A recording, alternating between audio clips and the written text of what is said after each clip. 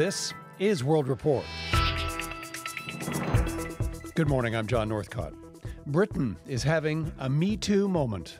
This case combines some of the most horrific elements of the cases involving Jimmy Savile, Jeffrey Epstein, and Harvey Weinstein. That is, one of the lawyers representing a group of women, including 3 Canadians who accused Mohammed Al Fayed of sexual assault and rape. Al Fayed was the father of Princess Diana's partner Dodi, and he owned the British luxury department store Harrods, which is now being sued in a civil case. The CBC's Crystal Gamansing is in London, where Al Fayed's accusers just spoke. Crystal, take us through the allegations being brought forward. The 4 lawyers in the room really laid out a clear explanation of why they believe that Harrods has accountability here, saying that they'll be using the civil legal system to try and get justice for their 37 clients. They said that these clients are from right around the world, including 3 Canadians. They highlighted the fact that these women, these alleged victims, most cases very young, early 20s, some of them even younger than that, how they were selected specifically, that they were surveilled, that there were people who would follow them, that there were video cameras that watched their every move, that they would be threatened. And even in some cases, we heard from one victim by the name of Natasha, an alleged victim,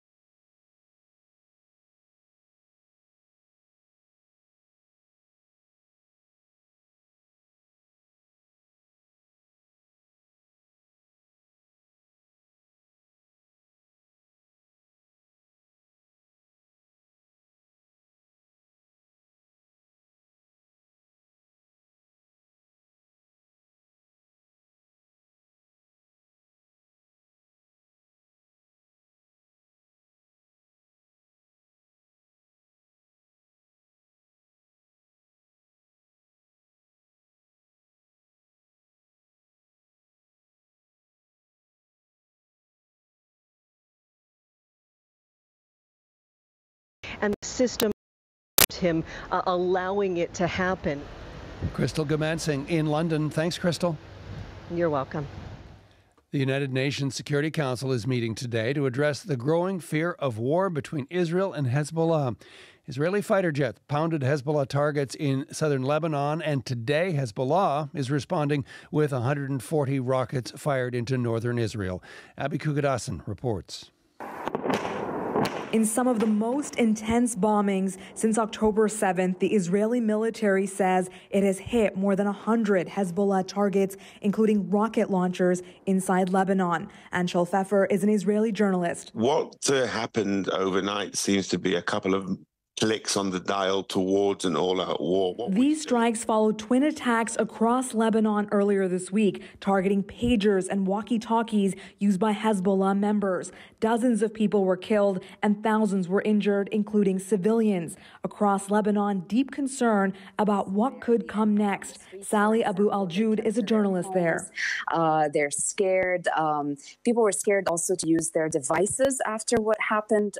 Hezbollah's leader Hassan Nasrallah has vowed retaliation against Israel, but did not provide further details. Israel has not commented on the explosions, but it is widely believed it is behind the complex operation. In a clear sign that some of the IDF's focus is shifting, Israeli Defense Minister Yoav Gallant spoke of a new phase in the war, a new goal, too, to ensure that more than 60,000 Israelis can return home near the northern border with Lebanon. Some IDF troops are now being diverted there. What we're hearing is that the plan is for a very limited incursion. Pfeffer says that hasn't been confirmed, but a recent poll shows this is what 52% of Jewish Israelis want, a broad-scale war in Lebanon. Western leaders in Washington and London are urging restraint, and the UN Security Council is holding an emergency session today. Abby Kouadas, CBC News, Berlin. We're getting a better sense of the toll the war in Ukraine has taken on Russia, the number of those killed, and who they were. Dominic Valitis is in Riga, Latvia, with the details.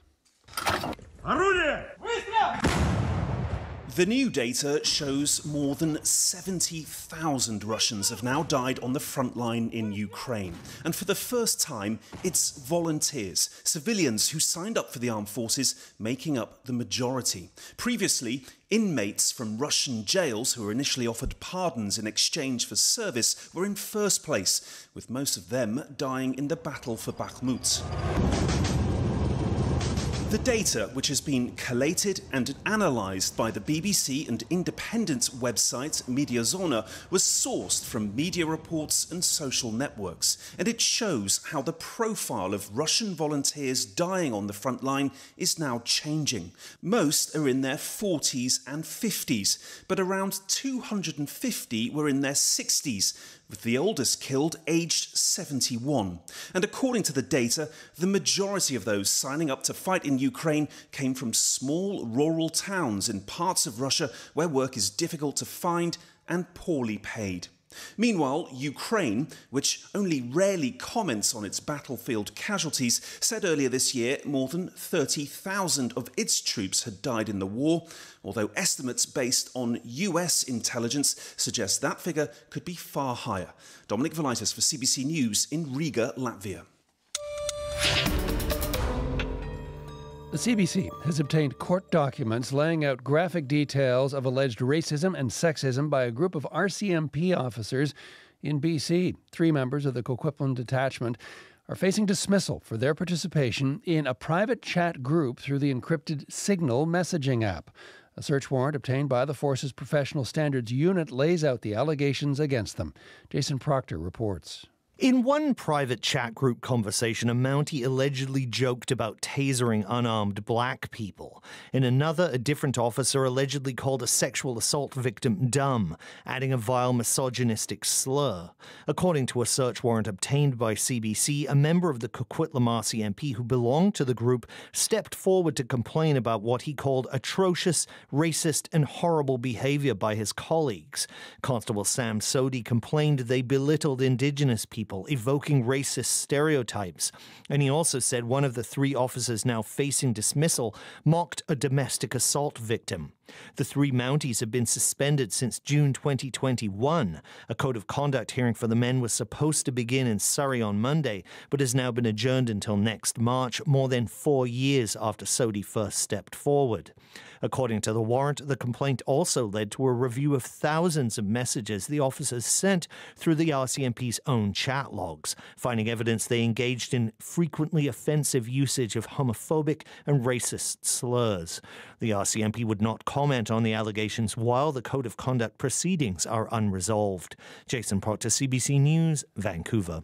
And finally, fake news, misinformation online. There's too much of it, say NDP, Bloc and Green Party officials. Yesterday, at the public inquiry into foreign interference, the NDP suggested what's really needed is a social media watchdog. Marina von Stackelberg reports. It's like playing whack-a-mole. Yes. Exactly. Lucy Watson, the NDP's national director, tells lawyers at the inquiry her political party is fighting a losing battle, trying to find and shut down disinformation circulating online. Fake news stories with inflammatory accusations about their leader Jagmeet Singh pop up on social media daily. Watson says they've reported the posts to the government task force that monitors interference. They acknowledged receipt, and that was essentially the communication. Do you find this satisfactory? No. The NDP also flags the fake posts to social media platforms, but in the rare chance the companies take them down a week later, Watson says the damage is done. The NDP wants Ottawa to create a social media watchdog. We don't have the internal resources to be monitoring this kind of activity in the way that, frankly, it needs to be monitored, given the really profound impact that it has on the political landscape. Without question, Watson says, online rhetoric could lead to real violence against members of parliament. Many politicians have reported a recent increase in intense public harassment. Just this week, Singh confronted protesters outside of the House of Commons after they followed him and called him names. Marina von Stackelberg, CBC News, Ottawa. And that is the latest national and international news from World Report. I'm John Northcott. This is CBC News.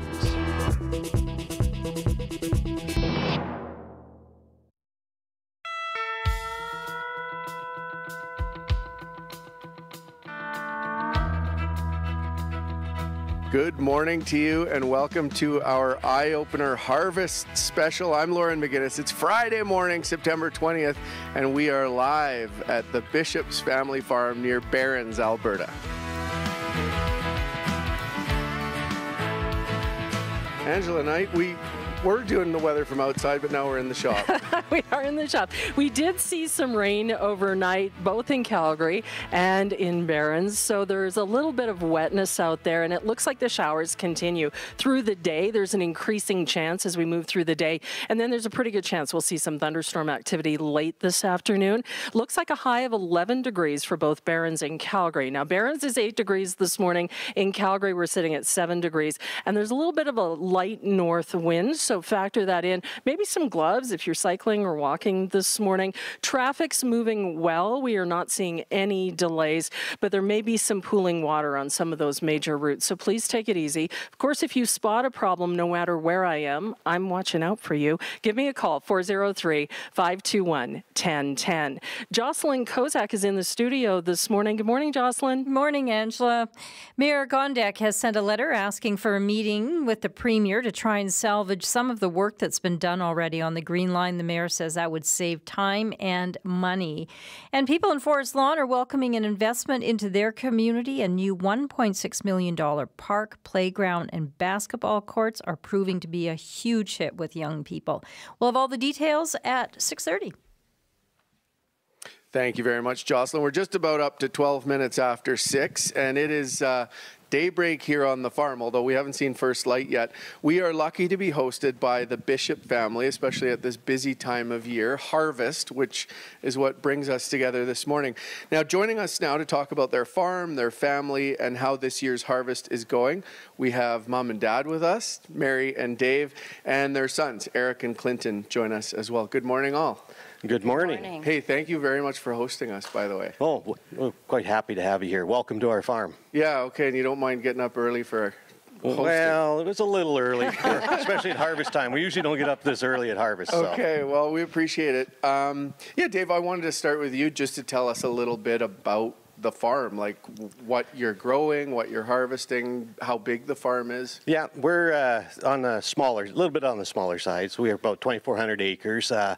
We have irrigation and dry land, and we're pretty well done our dry land. We have a little bit left of canola, which we were trying to harvest yesterday, but it wasn't quite ready. And we have our irrigation left. We grow canola, wheat, barley, and we have some forage. Okay, so if the weather cooperates, we got a little bit of rain overnight, so it's wet this morning. But other than putting up with us for a few hours, what would be on your to-do list for today? Oh, if weather was cooperating today, we'd still be in bed. And then, because usually it's damp in the morning, so we usually can't get going till noon or after lunch. So what we would do would go out, service the combine, blow it off, make sure everything's working good. If we have to move, we'll move in the morning to another field if that's what we have to do. So, and then we do a sample to make sure that it's ready to go. And then if it is, we have at it. Mary does most of the combining. She's the head combine operator, so she does most of that. So that's basically what we do. As far as other stuff, well, it just depends what the day brings. We never know. Yeah, okay. Head combine operator. I love that you do the combining, Mary. Now, farming has been a part of your life for a long time. You grew up around here. That's right. I was born and raised right in Barron's, and then we bought our farm, our first one with my mom and dad, and then when we got married in '86, we took the farm over, and then we expanded some other acreages and whatever around. All right. So, Dave, Mary pulled you into farming? Yes, I married a farmer's daughter. And you grew up in Claresholm, right? I did, yes. So did you know each other growing up? No. Oh. Yeah. Barron's and Claresholm are fair ways apart, depending on how you look at it. We actually met at a baseball dance. Oh, really? Yeah. True love from the moment you met? You bet. I'm going to go with that line. Dave, you're a wise man. I knew it from the minute I met you. Now, we could pass the mics off to the boys because I want to bring them into the conversation. Eric and Clinton, so you guys grew up farming? Yep. Yeah, we grew up on the farm and kind of spent our whole lives here. I know Clinton's moved on to some other things, but I've stuck around my whole life. Yeah.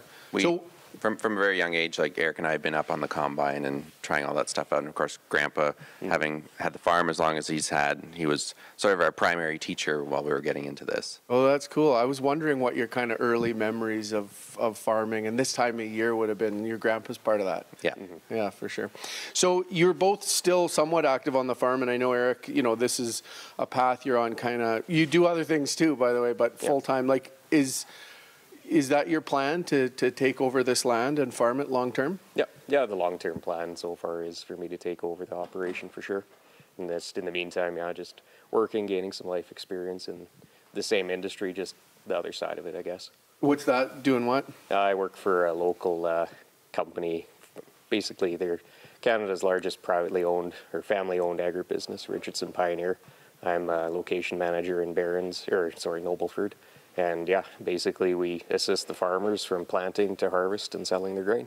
It's amazing. So you're busy in ag, we'd say. Yeah. Year-round busy. Yeah. Dave, Mary, what does it mean to you to know that the boys are going to take over the farm? Pride. You know, it shows the future. It's going to stay in the family. You see so many farms being sold because, right now, if you're going to sell, it's a good time to sell. Land prices are pretty high. So, if you want to get out of farming, it would be a good time to do that today. And Mary, how do you feel about it? I feel really sentimental because it's kind of continuing with my mom and dad's legacy. Mm-hmm. Yeah, so we're proud of the boys. Yeah, That's interesting, Dave. You say, it's not easy to stay in farming, and then there's these incentives to get out, but you guys are sticking with it. Oh, yeah. That's a plan for the future at the moment. Things can change. You never know. But, the plan is to keep it in the family. Eric will be taking over. He keeps saying, when am I going to quit? Well, I'm still enjoying it, and I still can do it without much difficulty. So, you're cagey about it. We asked you yesterday, too. There is no set timeline. It's, you'll know when the time's right to retire. So, and if I retired tomorrow, Eric would be able to take over in a heartbeat. He does marketing now. He can manage inputs. So if something happened and he had to take over tomorrow, it'd be run just fine. So you still like it? Okay, that's a detail. Oh, yeah, Let's pull it out. What is it you still like about it? It's interesting. There's a challenge. Every day is a different challenge. Nothing's ever the same. There's also, when you have a good crop and you can, you feel pride in feeding the world. And that's what we do as farmers, is we actually feed the world. If it wasn't for farmers, it'd be pretty tough out there. Since we met a week ago, every time I have a piece of bread, I think of you guys. So, how's this year been? We're harvest time. What kind of year has it been? Well, harvest has been a little difficult this year. We had to start out really good in the spring. We had some good rains. Everything got in the ground timely. Everything came up good. And then July, no rain and warm, and that hurt the crop some, but still better than it has been the last few years.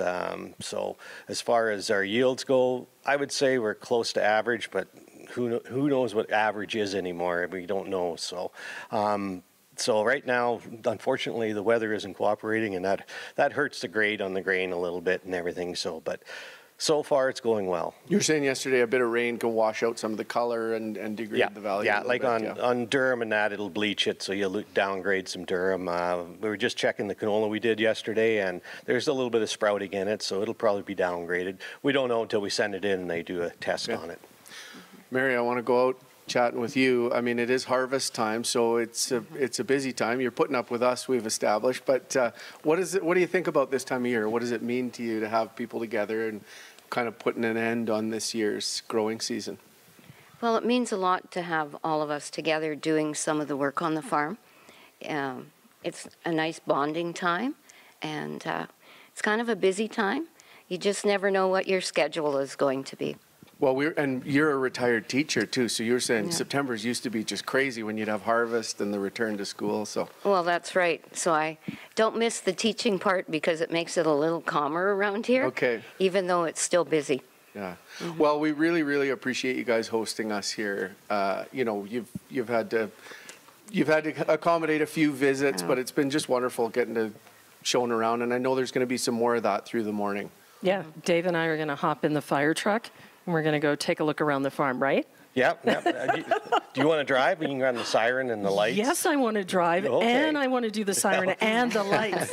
Okay, so this is good. Angela's got her task list for the morning. But anyway, a big thank you to you guys, and we'll continue hearing from you through the morning. But that was the Bishops, Dave, Mary, Eric, and Clinton. Huge thanks to them for having us out here on their farm. We'll hear from members of the family throughout the morning as they show Angela around the farm and the equipment. Love it. Love it. We're I love 20 that I'm going to after get to 6. drive. Yeah. So speaking of driving, if you're in Calgary this morning, things are looking okay, but I do want to give you the heads up. Crews are doing work on the Red Line this weekend. Starting tomorrow at the very start of service, they're going to have shuttle buses in place between City Hall, Bow Valley stations, and 39th Avenue. So shuttle buses will run from start of service tomorrow morning right through till start of service on Monday morning. And because it's a lot of work that they're doing around Stampede Park, Earlton stations, they're going to move the pedestrian crossing there as well. So you'll have to go down to 12th Avenue to cross. Additionally, they're working on 17th Avenue where it's one-way direction between McLeod Trail and First Street Southeast. This weekend, they're going to reopen it to two-way traffic. So start of service on Monday, you'll be able to go both directions there on 17th. So that's just some of the work that's happening in Calgary, where we are here on the farm. Pretty quiet till I get out there in that fire truck. But we are going to see showers. Now, we saw rain overnight. We'll continue to see showers off and on through the day. Pretty good chance we're going to see some thunderstorm activity late in the day. And it looks like a high of 11 degrees for both Barrens and for Calgary. It's 8 in Barrens this morning, 7 in Calgary. If you happen to spot a traffic problem, please let me know. The number to call is 403-521-1010. Thank you very much, Angela. Now, we've got a tune for you. It's a tune for the morning, and it's a tune for the season. This is Rufus Wainwright with his take on Neil Young's Harvest.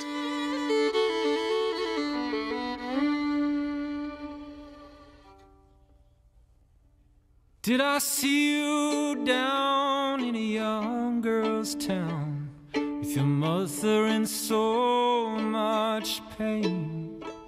I was almost there at the top of the stairs with the screaming in the rain. Did she wake you up to tell you that it was only a change of plan? Dream up, let me fill your cup with the promise of a man. Did I see you walking with the boys, though it was not hand in hand? There was some black face in a lonely place when you could understand. Did she wake you up to tell you that it was only a change of plan? Dream up, let me fill your cup with the promise of a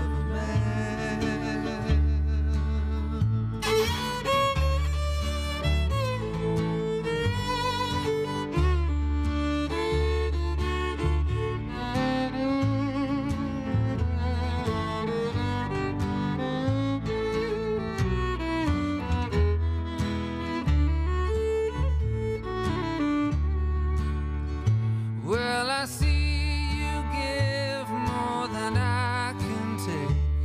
Will I only harvest some? As the days fly past, will we lose our grass or fuse it in the sun? Did she wake you up to tell you that it was only a change of plan?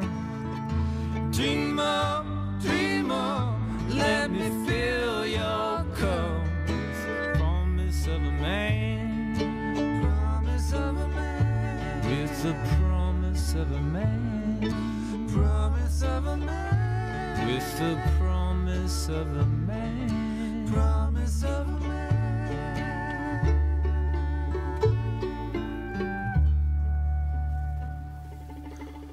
That's Rufus Wainwright with his take on Neil Young's Harvest, bringing us right up to 25 minutes after 6 here on a Friday morning, broadcasting live from the Bishop's Farm down near Barron's, Alberta. We're joined now by John Hancock with an update on what's going on in the world of sports. Hi, John. Hi there. Well, Lauren, we had an historic night in Major League Baseball. He swings, hits a drive to left. This ball's back. There it is. Number 50. He is incredible. What a day for Shohei! Shohei Ohtani of the LA Dodgers is the first Major League player to hit 50 home runs and steal 50 bases in the same season. He hit 3 home runs last night and stole 2 bases in the Dodgers' 20-4 win over Miami, clinching a playoff spot at the same time. Ohtani went 6 for 6. He had 2 doubles and a single as well and drove in 10 runs. An incredible performance. Here's Ohtani through an interpreter. It was something I wanted to get it over as soon as possible because, the balls were being exchanged for every time I was up to bat.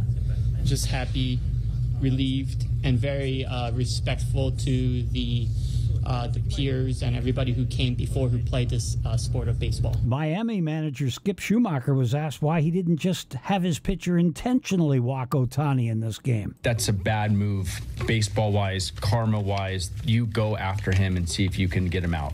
He hit the home run. I mean, that's just part of the deal. He's the most talented player I've ever seen. He is doing things that I've never seen done before in the game. As a fan, I wish I was in the stands, not in the dugout, seeing it. It was a good day for baseball, a bad day for the Marlins. One other team clinched the playoff spot last night. Cleveland Guardians are in after their 10-inning win over Minnesota. Minnesota drops back into a tie with Detroit for that third wild card in the American League. And Kevin Gausman picked up his 13th win, throwing 5 hitless innings before leaving with some back tightness. The Blue Jays shut out Texas, eliminating last year's World Series champs. They can't get into the playoffs. Jays got 2 home runs from Vladimir Guerrero, 30 on the season. They open a series in Tampa Bay tonight. In the NFL, Aaron Rodgers threw 2 touchdown passes, an outstanding homecoming performance, and New York's defense was dominant. Jets beat the Patriots 24-3. Rodgers started his first game at MetLife Stadium since leaving the field just over a year ago with a torn Achilles in the Jets' first game. He showed no signs of that injury last night. Calgary Stampeders head into tonight's game in the CFL West, still sitting in last place, but they're just 1 point back of Edmonton and 2 back of Saskatchewan, with the Riders coming to McMahon tonight at 7:30. Head coach Dave Dickinson. My advice to my players is look in the mirror and do better. Make sure you're doing your job. And so why wouldn't I just follow my own advice? Look in the mirror, find ways to be better, put it out there, lay it out there, and then sometimes as the results are the results, meaning sometimes you just get beat, but make sure you're prepared. You've done everything you feel you can to succeed, and then sometimes you just got to let the chips fall where they fall. Stamps, of course, are coming off that tie with Montreal last week. Canada West football, the Calgary Dinos will host the Manitoba Bisons, 2 o'clock at McMahon Stadium Saturday. Dinos have a win and 2 losses so far this season. And Calgary's Cavalry FC at York tonight. A lot on the line here. Calgary just a point back of York for 3rd place in the Canadian Premier League standings. And the 2024-25 Western Hockey League regular season opens tonight. Lethbridge Hurricanes hosting the Oil Kings in one of 8 games. Medicine Hat will get their regular season started Saturday night at home against Edmonton. Red Deer will host Lethbridge. Calgary Hitmen will get their 30th Western Hockey League season started on the road in Edmonton on Saturday, September 28th. The home opener is Sunday, the September 29th, when they host Lethbridge. There you go, guys. Thank you very much, John. That's John Hancock with CBC Sports. Traffic this morning is looking good in Calgary. We're not seeing any delays, so this is good. And Friday morning, pretty typical. C trains are running on time as well this morning. Do remember that tomorrow, start of service, the Red Line, they're going to be running shuttle buses between Bow Valley Station, City Hall Station, and 39th Avenue Station. So shuttle buses will be running start of service tomorrow right through until start of service on Monday. Now, we are here just northwest of Barron's. We're on the Bishop's Farm this morning. We're here with our harvest show, and I thought it was only appropriate we take a look at the harvest moon this morning. It's gorgeous, not quite full. We're in for more rain today, a high of 11 degrees. It's 7 at 6:30. This is CBC News. Good morning. I'm Jocelyn Kozak. Calgary Mayor Jyoti Gondek is asking for a meeting with Premier Danielle Smith. Gondek says she is certain a lot of the work already done on the Green Line can be preserved as the province looks at creating a new alignment. In a letter sent to Smith and the Transportation Minister, Gondek says there are opportunities to save time and money. The mayor cites an example, maintaining the existing contract for design work on the segment that stretches from 4th Street Southeast to Shepherd. Gondek also says time and money would be saved by retaining the existing contract to purchase low-floor LRT vehicles, which will allow for design work to continue. She says time is of the essence, and it's critical for the city and province to meet to discuss the situation further to save money for taxpayers. Families living in Forest Lawn now have a new place to gather while their kids shoot some hoops or hit the playground. As the CBC's Colleen Underwood reports, advocates say it gives residents a new source of pride. Lots of noise where there used to be silence. This new basketball court, park, and playground behind the Forest Lawn Community Centre replaces what used to be a plain, grassy field. It was terrible because we had nothing to do. Abdul Rahim Salim says he and his friends can now have endless fun. Now we just hang out for like 10 hours, 9 hours. This place is so nice. This community revitalization project cost more than $1.6 million to build, money that came from different donors as well as the city and the province.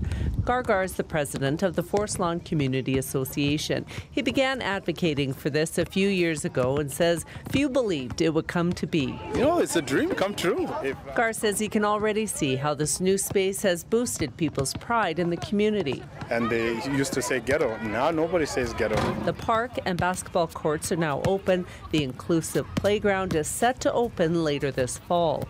Colleen Underwood, CBC News, Calgary. If all goes well, Stage 4 water restrictions should be lifted sometime on Sunday, but public health officials say it won't happen until water quality and safety standards are met. Refilling the repaired Bearspaw South feeder main was expected to wrap up last night. Calgary's own medical officer of health, Dr. Franco Rizzuti, says water testing will take about a day to complete. And so we work very closely to make sure that these standards are met, and with the City of Calgary, and there's a plan in place that should any of these parameters come back not to our standards, there will be additional flushing and testing before the line's allowed to go back into service. City officials say once the water quality is safe, it will still take at least one more day to get the system repressurized. Calgary Alpha House Society is putting out a donation call for warm clothing. It currently is dealing with a shortage of some key items that will help people experiencing homelessness stay warm in the months ahead. Dave Gilson reports. Alpha House says it needs fall and winter clothing and adds there's currently a significant need for men's clothing. Whether it's coats, pants, hoodies, sweaters, socks, boots, raincoats, toques, or gloves, they're asking people to help. Program Director Chandra Bruval says donated clothing is distributed through their emergency shelter and outreach teams. I think one of the things that people don't maybe remember is that even right now, mid-September, we're seeing it be quite chilly in the mornings, right? And we're talking about folks who maybe slept outside overnight, right? And so they don't have, anything to keep them warm, or they don't necessarily have the clothing that they need to keep them warm. She says their shelter tends to be full during the cold months and that they typically respond to 50 to 120 calls for service per day. Donations can be dropped off at the shelter. They suggest washing, sorting, and labeling the clothing and putting it into clear bags if possible to help with sorting. Dave Gilson, CBC News, Calgary. The Mid-Sized Cities Mayor's Caucus is pleased the Alberta government is addressing capacity issues in the K-12 school system. The Provincial School Construction Accelerator Program will see $8.6 billion spent to build and renovate more than 200,000 classroom spaces over the next few years. Cochrane Mayor Jeff Ganung is the chair of Alberta's Mid-Sized Cities Mayors Caucus. He says overcrowded classrooms are a problem across Alberta. The pressures of growth, classroom size is one of those pressure points. So seeing the province come forward with an accelerator plan to build more schools, we're just happy that they're recognizing the population growth. The MCMC represents 24 municipalities across Alberta with a population of more than 20,000 people, not including Calgary and Edmonton. And the CBC has obtained court documents laying out graphic details of alleged racism and sexism by a group of RCMP officers in BC. 3 members of the Coquitlam detachment are facing dismissal. World Report's going to have more on that coming up at 7 o'clock, Lauren. Thank you very much, Jocelyn. That brings us to 6:35 here on a Friday morning, and it is a special edition of the Calgary Eyeopener. It is our harvest show, and I'm sitting in the shop of the Bishop's Farm looking at a sign, a plaque that they won in 2019 at the Calgary Stampede Farm Family of the Year Award. And so we're talking all about agriculture, and we're talking all about this time of year, this special time of year, harvest. And so coming up on the show this half hour, we'll get to a little bit of agriculture and technology. We'll take you to the Smart Farm in Olds. First, though, Angela has, the last I saw of her, she was wearing a fire hat and a firefighter's jacket, and she disappeared out of the shop. Angela, where are you now? I'm at the fire truck, Lauren, and the lights are going, and soon the siren will be going as well. Fair warning, folks who are nearby. This morning, we saw some rain overnight. Now, we're here just northwest of Barrens, and in Calgary, we also saw some rain overnight, and it looks like more showers on the way. There's a pretty good chance we could see thunderstorm activity later this afternoon. There's a very light north wind this morning as well, and we're at 7 degrees, both in Calgary and in Barrens this morning. Banff, you are going to see some light showers probably within the next hour. It's currently 4 degrees. Red Deer is sitting at 6 degrees, and you can probably expect rain in the next hour as well. Lethbridge are at 8 degrees this morning, and Medicine Hat, partly cloudy, sitting at 9 degrees. Now, traffic in Calgary Friday morning, really light volumes across the city. All of those major routes are moving smoothly, so we don't have any reports of any collisions, stalled vehicles. All of the trains are running on time, both the Red and the Blue Line, and the Max Express as well. I can tell you where it is busy, and that's on the number 2, right around Highway 520, which that number 2 running through Claire's home is like a freeway. There's never not vehicles on it, but things are rolling smoothly this morning. If you do happen to spot a problem, wherever you are, please give me a shout. The number is 403-521-1010. On the edge of the quiet town of Olds, Alberta, a group of scientists and researchers are working to improve farming practices. Now, Olds College runs on 3,600 acres of farmland in central Alberta, and students and staff there experiment with different ways to help farmers. Our Jenny DeRosio paid a visit during harvest time to the Smart Farms Operations Center, and that's where technology like artificial intelligence, drones, GPS, and data optimization are utilized in the fields. Right now we're in the warm storage, so this is where we keep all our equipment over winter so that we can make sure it starts when we need to feed the animals. My name is Herman Simons. I'm the manager for the Smart Ag Applied Research here at Olds College. So it's a working farm, but it's also a school. Yeah, good question. Like we pride ourselves with the ability to actually test and applied research. So companies come to us to show different equipment and have it tested and validated and learn about that. But that also gives us a great opportunity to actually connect that with education. So what we're looking here across on the left, that's actually turf lands. So this is the most northern turfland research plots in Canada. And then on the right, you see some like a small field with some wheat, where we do small plot research on the crop site. And we have a small plot in there where we are actually doing some testing on nitrous oxide emissions and carbon dioxide emissions like to learn about fertilization in relationship to that. So we can walk there. Yeah, let's go. Actually, agriculture, you can say, is more difficult than putting a rocket in space. Right. So where we're standing now is some small plots where we're actually looking at impact of fertilization, specific to nitrogen, in relationship to crop production.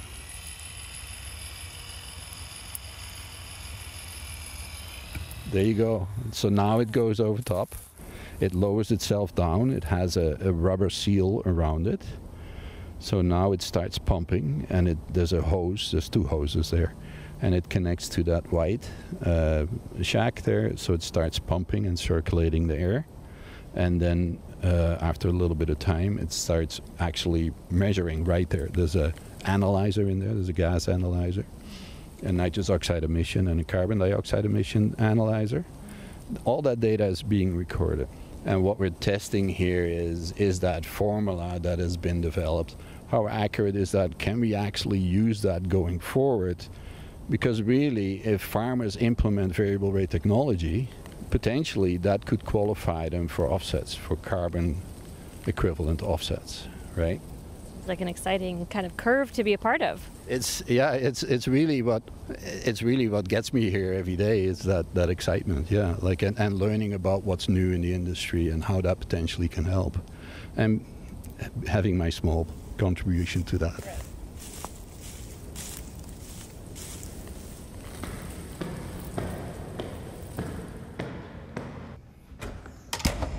My name is Daniel Steffner. I'm a project lead within the Smart Ag Applied Research Department of Olds College, and we're here at the Smart Farm.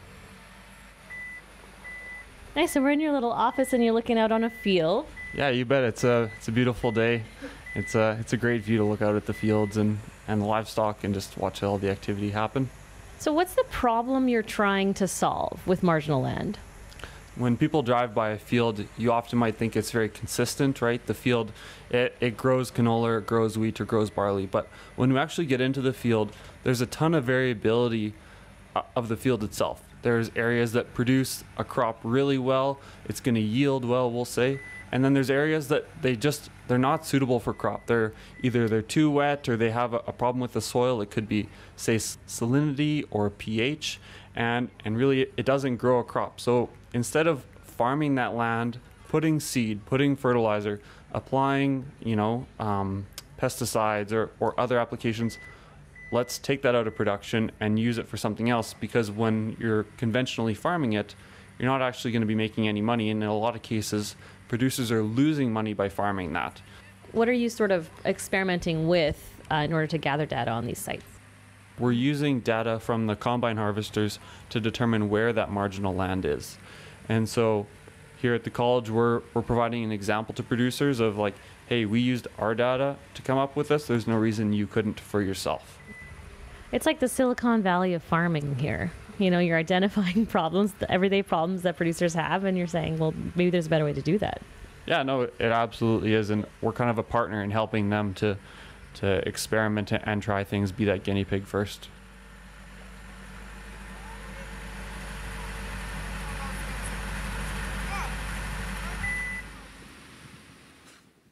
That is our Jenny DeRosio speaking with some of the students at Olds Farm, students and teachers. Now, the Eyeopener is live this morning. This is our harvest show. We've hit the road, and we're just northwest of Barron's, Alberta, on the Bishop's Farm. Dave Bishop is with me this morning. Dave, we're going to talk later about this fancy fire truck, but hearing that information that we just heard from Olds, tell me about technology and how it's affected you in your farming. Well, technology is always changing. I think that we talked a little bit about what was impacted us the most, and I would probably say GPS. And the reason I would say that is because it sure made our life a lot easier. We have auto steer.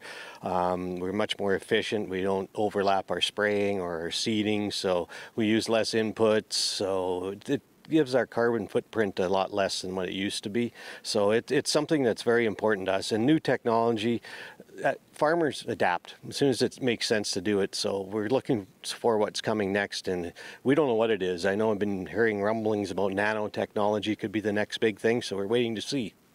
All right, now when you talk about auto steering, that means when you're out there in the combine, you can do auto steering. What are you doing? Well, that thing's doing all the work. Just sitting there? No, we're actually, we don't nap. We could, but because it does steer itself. No, we're usually on our phones with the, that technology is another issue. Like our phone's not an issue, but it's a benefit because we can get on our phones, do our emails, look at marketing, maybe that crop it's not as good a quality or it's real good quality. And then we can look at where we maybe can market it and what price we could probably get for it. All right, so you're always working, always doing something. Yes. Time is important to us, and we don't have enough of it. So, and in days like today where it's wet, we're kind of sitting around, and then when it does get nice to go, then we really have to go. So time is important to us. We need to do things when they need to be done. All right. Well, Dave, I want you to prepare yourself because we were out visiting yesterday and having lunch, and we were talking about the weather forecasts and the many different forecasts that you look at. Before this show is over, I'm going to get you to give a weather forecast. So you're the guy you'd be shouting at on the radio. So you want me to tell the lies instead of you? Okay, now I understand what's going on. That's the perfect segue into the weather forecast this morning. It looks like, our moon has been completely covered over by some clouds.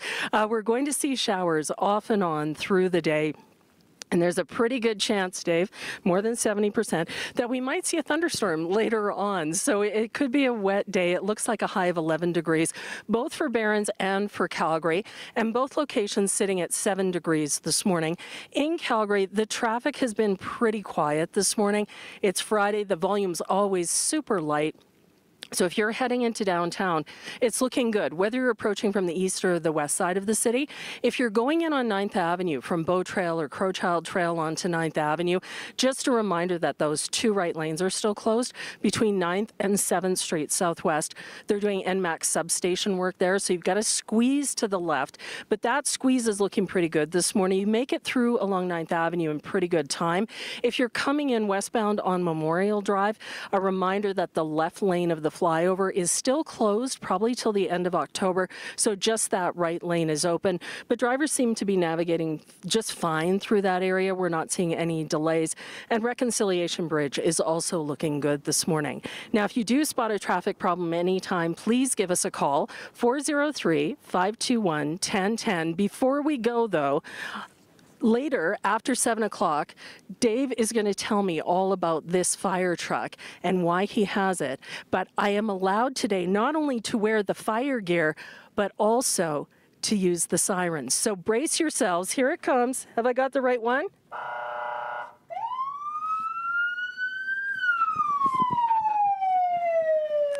Dream come true for me. Check mark. Back to you.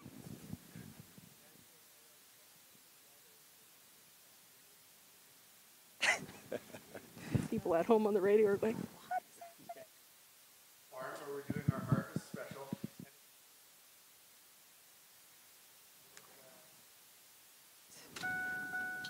So yeah.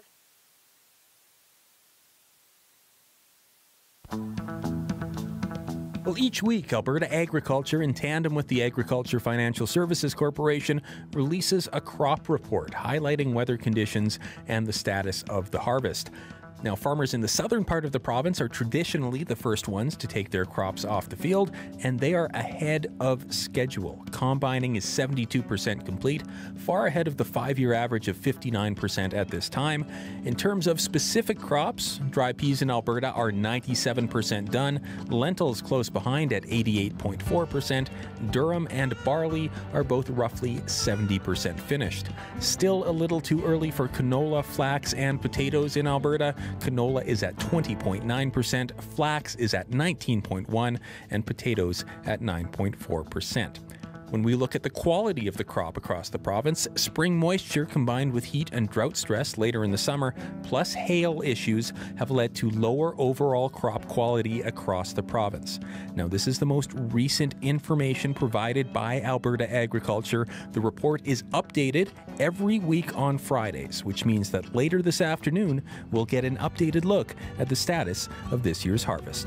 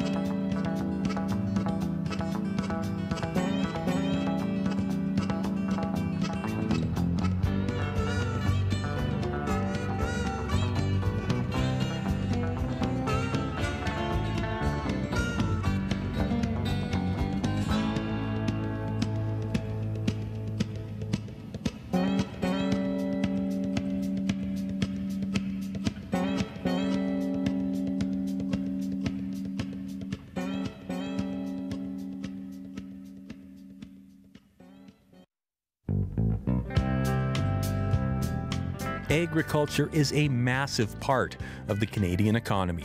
2.3 million Canadians work in the agri-food sector. That works out to 1 in 9 jobs in this country, representing $150 billion of Canada's gross domestic product. Here in Alberta, we send our agri-food exports all over the world. The top 5 export markets are the U.S., with nearly $9 billion of Alberta exports moving to the States. Number 2 is China, just over $3 billion, followed by Japan, Mexico, and Indonesia. When we look at the specific products that we export, top export is Alberta beef, followed by wheat, canola seed, crude canola oil, and oilseed cake and meal. In total, the province exported $17.9 billion worth of agriculture and food products in 2023, setting a record in that category for the 4th consecutive year.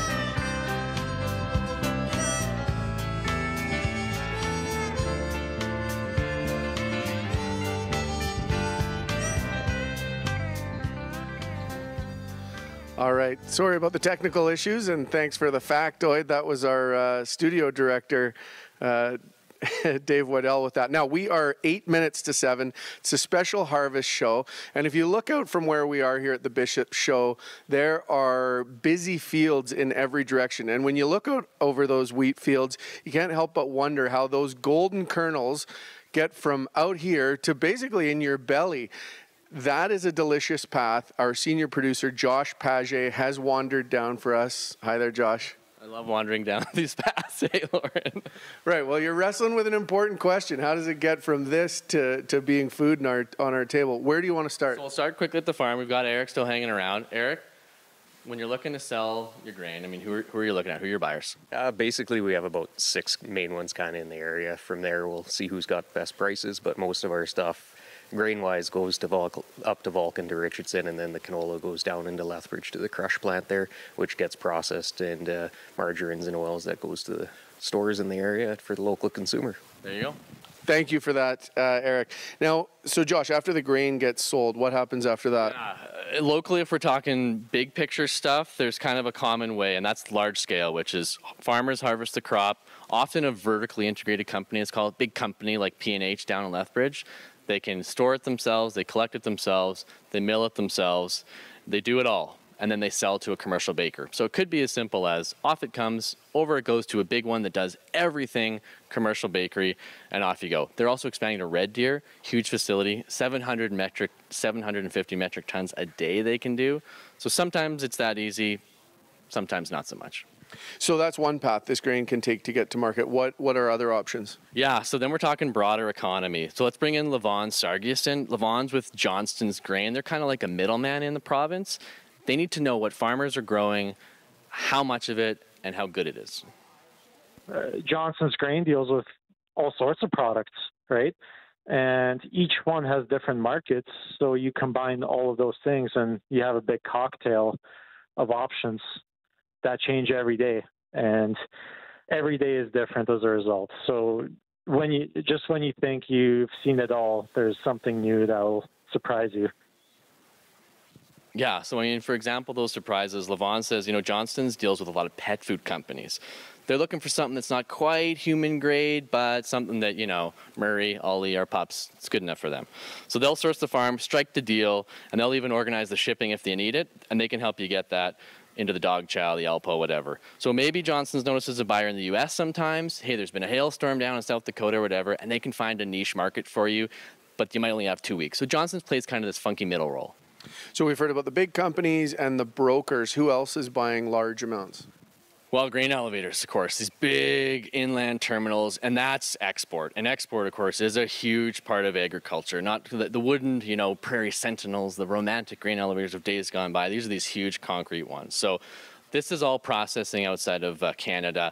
My next call went to Sarah in Carmangay. This is run by a company called G3. Good morning, G3. Sarah speaking. So bless Sarah for picking up the phone right away, right? We love that in this industry. So she's a buyer for G3, buying grain straight from the farm into the elevator, off on a train, off to the West Coast, and it gets shipped, exported, and it's processed overseas. So it's possible, perhaps something that's shipped from G3's Carmen Gay mill or elevator, is processed in Asia and comes back. That's one way you could do it.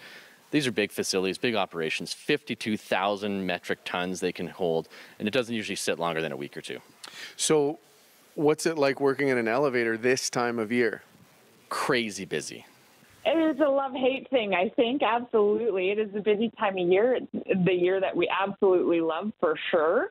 There's a different song that it sings, right? I guess is what you want to call it. Like it's, we look forward to it. We've waited all year for it to come off to see how things look and to get grain coming up the driveway, because essentially that's what my job is to get grain up the driveway. Now, I asked her what kind of song, Lauren. She says it's probably a ballad, maybe fast and then it gets slow, or slow and then fast. I'm taking that like Stairway to Heaven, eases into it before Jimmy Page just lets it rip. Okay, we're just about off track here talking about music. Bring this back home for us. If someone wants to know exactly what they buy, like where it comes from, how can they do that? I mean, if you want to get really granular, it is possible. So a conventional product, of course, is going to be tricky, but you can go smaller if you want to say, I want to know exactly what field that came from. So one option is a place like Seeds. Now, they're in Pincher Creek. They've been milling for a few months now. They find farmers. They mill it right at the shop. You can watch them do it, throw it right in, mill it, and then eat the cookie if you want. So Jacqueline Anderson's the owner. Isn't that so cool that you can go to a place, you can see the grain being dumped into this stone ground mill. It's getting milled literally, then taken back to the kitchen, and it's being used in like amazing chocolate chip cookie to your sourdough bread that your sandwich is coming out on. Like, it's pretty amazing to be able to ask somebody, hey, where did this come from? And they can give you a massive spiel of like, okay, well, this came from this guy and this came from this guy. And, that's pretty cool. So I don't know about you, Lauren, but I'm thinking maybe before we head back to the shop, Pincher Creek cookie trip. I've been eating Barron's cookies and Barron's muffins already this morning. Anyway, thank you for all that. Delightful. You're welcome. Yeah, no kidding. That's our senior producer, our farm to table, our Stairway to Heaven guy. That's Josh Paget, bringing us to about 2 minutes to 7. And I see Angela Knight is outside of the shop I'm in here at the Bishop's Farm and looking up at the sky. And so I wonder what the update is, Angela.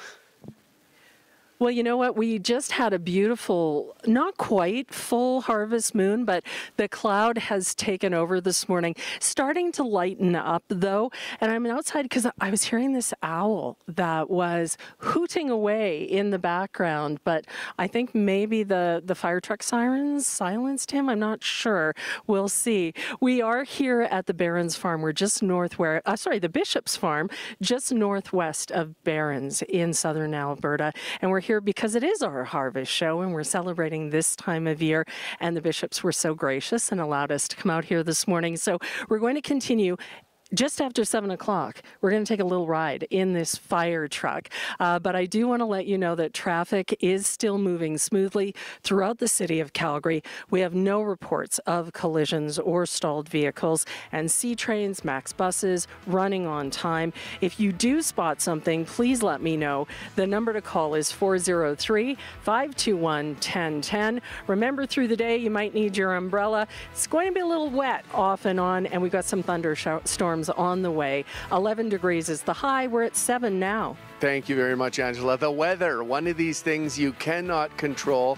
We're going to get into a few other matters like that, international trade disputes and things. We're going to speak with a representative from the grain growers to talk about the challenges and the joys of this time of year. It's our harvest special here on the Eye Opener. Stick around.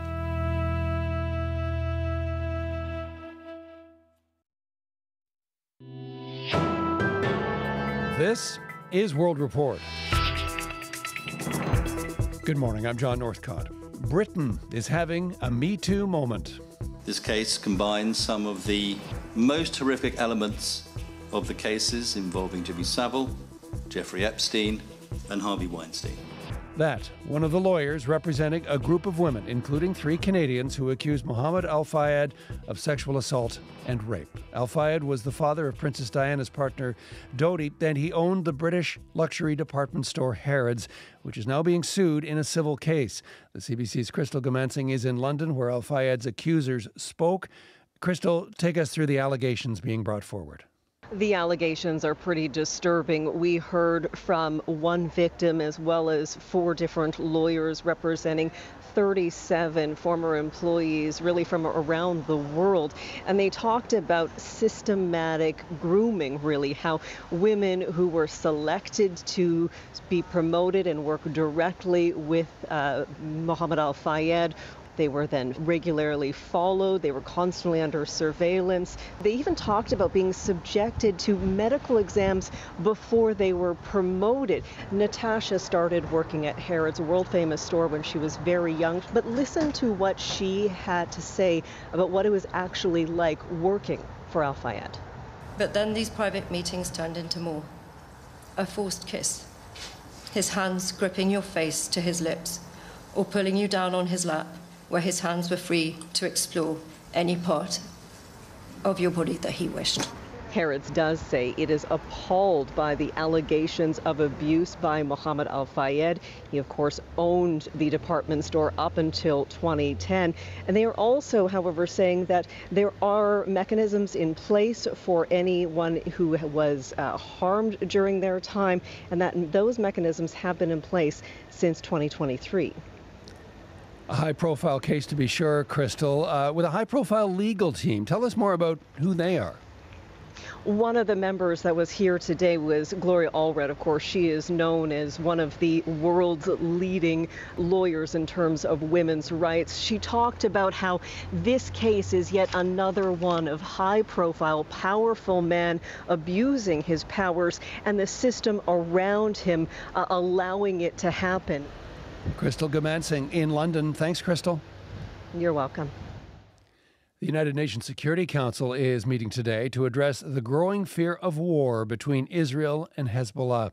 It comes as Hezbollah renews its attacks on northern Israel. That sound believed to be Hezbollah rockets fired from southern Lebanon. The militant group says it launched more than 140 today. The assault follows heavy bombardment of Hezbollah targets by Israeli fighter jets. Abby Kugadasan reports. In some of the most intense bombings since October 7th, the Israeli military says it has hit more than 100 Hezbollah targets, including rocket launchers inside Lebanon. Anshel Pfeffer is an Israeli journalist. What happened overnight seems to be a couple of clicks on the dial towards an all-out war. These strikes followed twin attacks across Lebanon earlier this week, targeting pagers and walkie-talkies used by Hezbollah members. Dozens of people were killed and thousands were injured, including civilians. Across Lebanon, deep concern about what could come next. Sally Abu Al-Jud is a journalist there. They're scared. People were scared also to use their devices after what happened.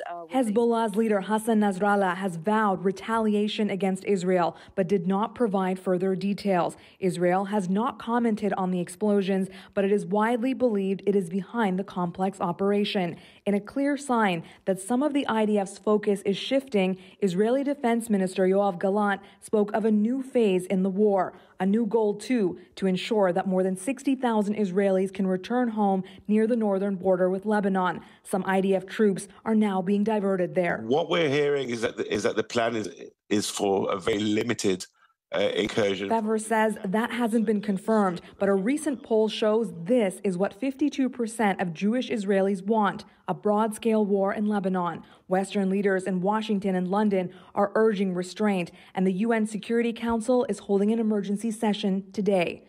Abby Kouadas in CBC News, Berlin. We're getting a better sense of the toll the war in Ukraine has taken on Russia, the number of those killed, and who they were. Dominic Valitis is in Riga, Latvia, with the details.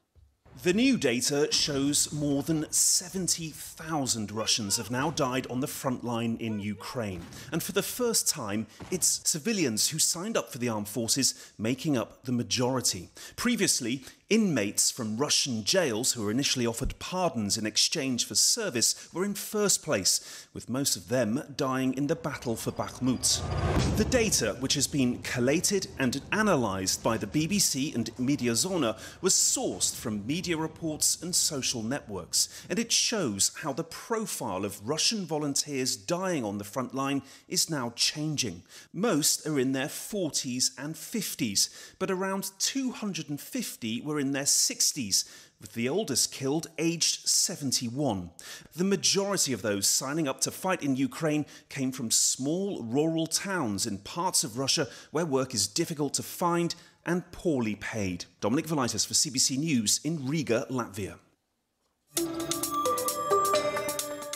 The CBC has obtained court documents laying out graphic details of alleged racism and sexism by a group of RCMP officers in BC.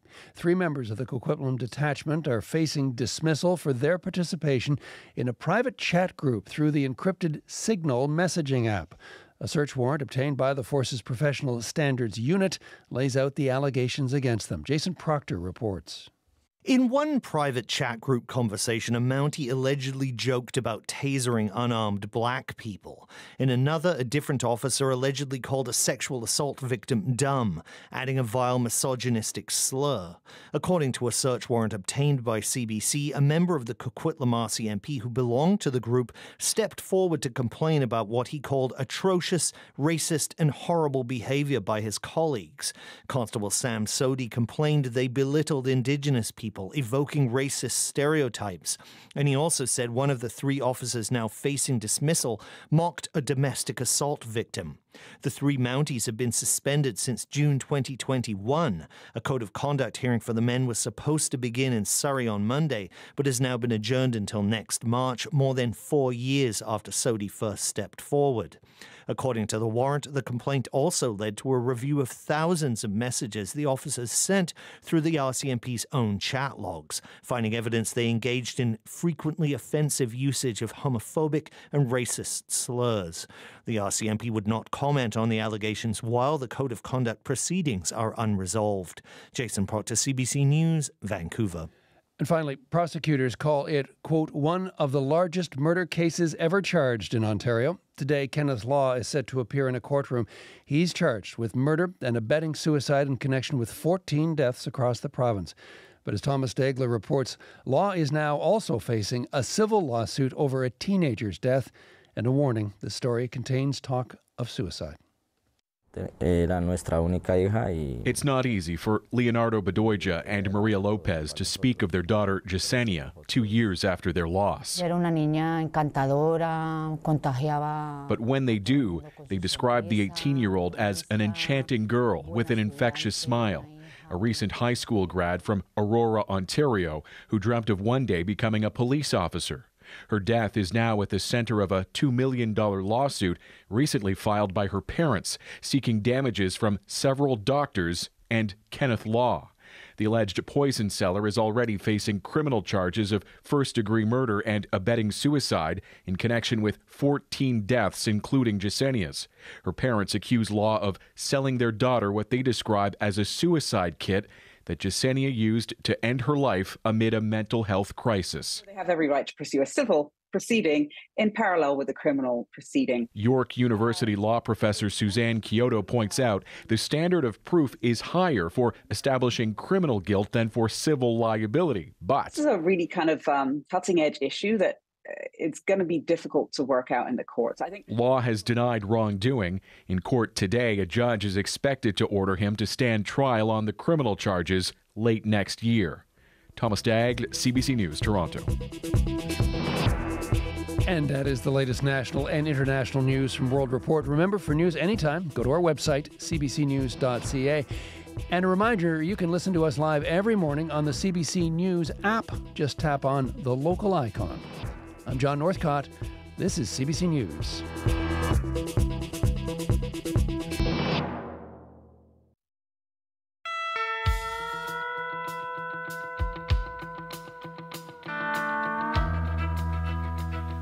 Good morning to you and welcome to a special edition of the Eyeopener. It is our harvest show. We're live from a farm down near Barron's, Alberta. Coming up, the challenges facing growers this season. Now we're joined by Angela Knight, who took off in, I want to say, a fire truck. Angela, where are you now? We are on our way to the scene of a fire, actually, that Dave assisted putting out. So we're in the fire truck. We're on a road somewhere. Dave, where are we exactly? We're actually a mile west of our house, so right now. So we're not very far from that. We're not very far from where we were doing our interviews. All right, so we're heading there. I can tell you that the sky is quite dramatic this morning. We're looking at this amazing sunrise, but also then when we look the other direction, we can see some pretty dramatic clouds. So the rain is on the way. We'll see showers. We're seeing it already, showers on the windshield this morning. Showers for both Calgary and Barron's, and it looks like thunderstorms later on, a high of 11 degrees. Both locations are 7 degrees this morning, and traffic here where we are, just fine. We're the only ones on the road. In Calgary, no reports of problems either. If you do see something, please call me, 403-521-1010. Jocelyn Kozak is nice and dry in the studio this morning. Jocelyn? Thanks, Angela. Mayor Gondek has sent a letter asking for a meeting with the Premier to try and salvage some of the work that's already being done on the Green Line. The mayor says that would save time and taxpayers' money. The Bears Paw feeder main was expected to be refilled last night. Once the water is deemed safe, the system will need another day to repressurize before water restrictions are lifted, possibly Sunday. We'll have the details at 7:30. Thank you very much, Jocelyn. We're 12 minutes after 7, broadcasting from under some of these dramatic clouds that Angela mentioned. Now, plant it, grow it, and sell it is the goal for any farmer. But if only it was that simple. Growers across Alberta are confronted by all kinds of challenges. Of course, there's the weather, throw in a few pests, a labor dispute, and potentially some global geopolitics, and a good season can go sideways in a pretty big hurry. For a look at some of the challenges facing farmers, we've got Stephen Vandervolk with us. He's the Vice President of the Wheat Growers Association, and his farm is just not too far from here, around Fort Macleod.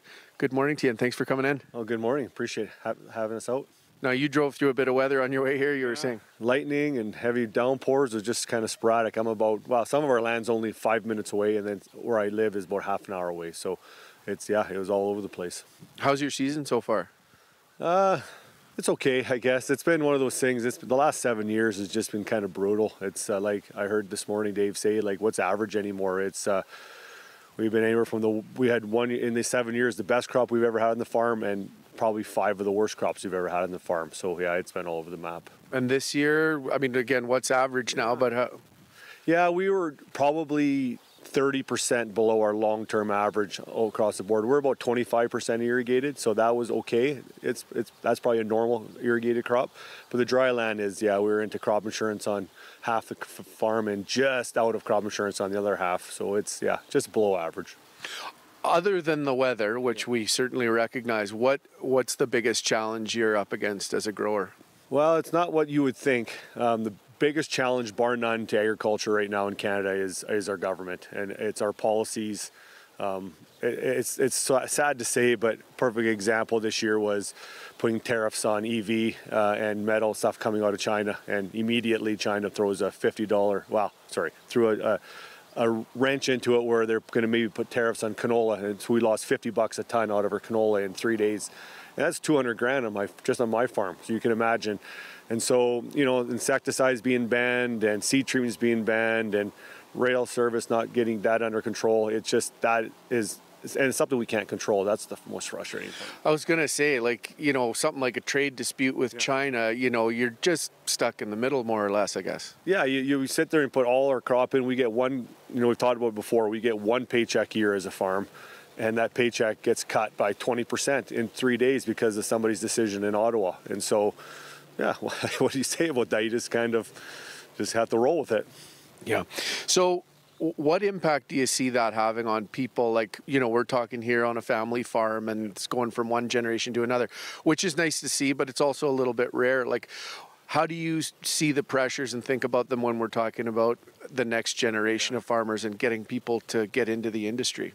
Well, I mean, it's something that every farm deals with, and you're seeing less and less farms, right? And so I'm fourth generation, fifth generation now. There's potentially 9 cousins that are involved, and trying to get 9 cousins to agree, and it's tough. And so, as you know, with agriculture, it's a very, very high asset business, but a very, very low cash business. So we don't make a ton of money compared to what the assets are. So if you ever have to sell land or split the farm up or give part of it away, it basically ruins the farm. That's it. So so it's very difficult to keep the generations going. It's getting harder and harder. Wait.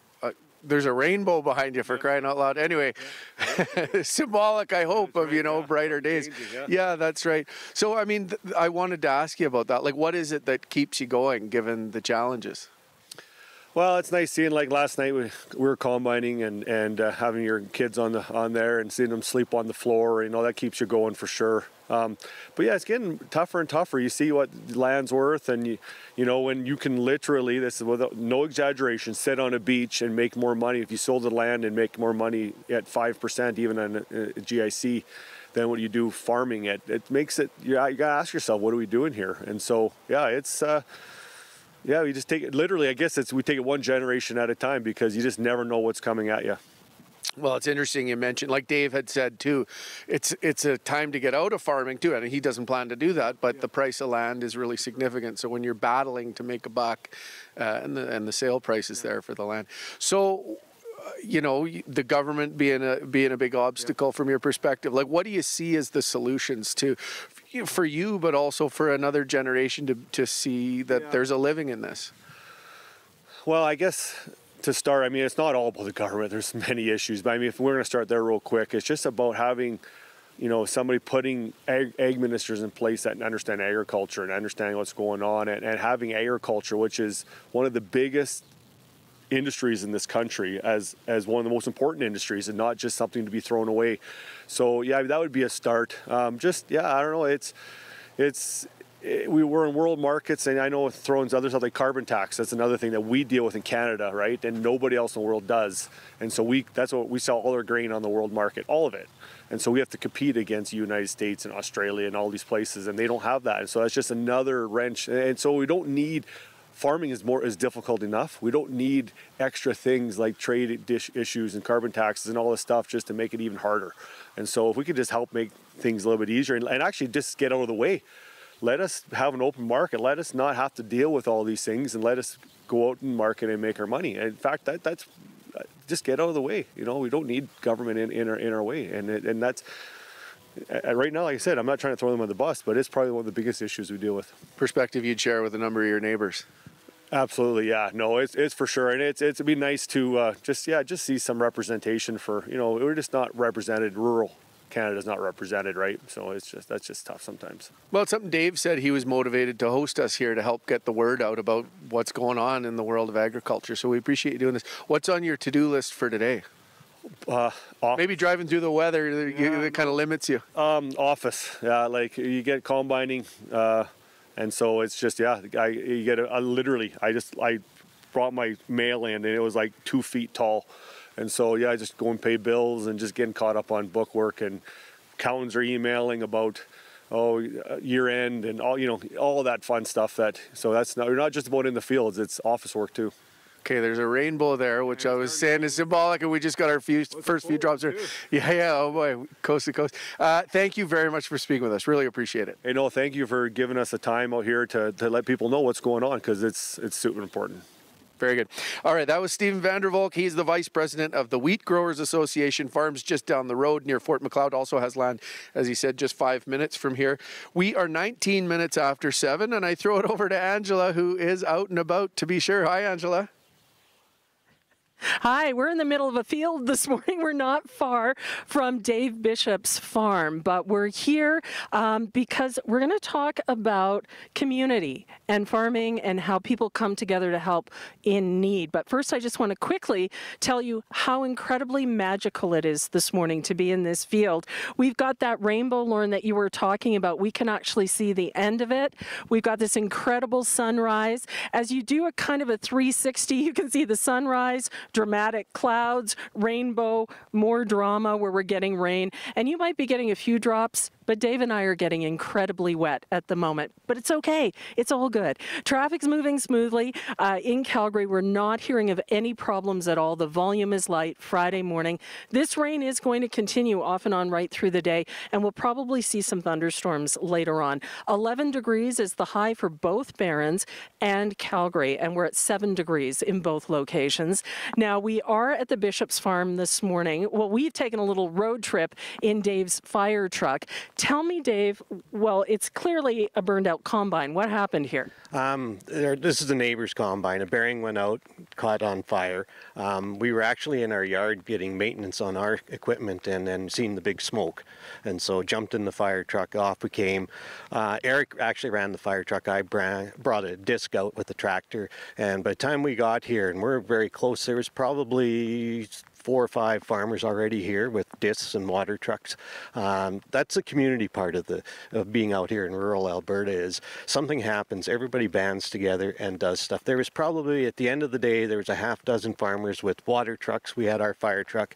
There were 2 different fire departments that showed up in the end because there was no wind, but as you can see, if you look around here, the black where the crop was burnt from the combine catching fire, and it was heading that way north to where our land is, and it got within probably about 50 yards of our field that hadn't been combined yet. So we were a little nervous. If it got in there, then it had been a big fire because, of course, nice big standing crop, lots of fuel. Absolutely. And, you know, when we were chatting with you and Mary yesterday at your farm, Mary just said, you see the smoke, you jump in the truck, you go. You don't even hesitate. Yeah. And I'm also on a couple apps that if there's a fire, especially on the Claresholm has a really good one, they'll text it out on a WhatsApp, and then away you go.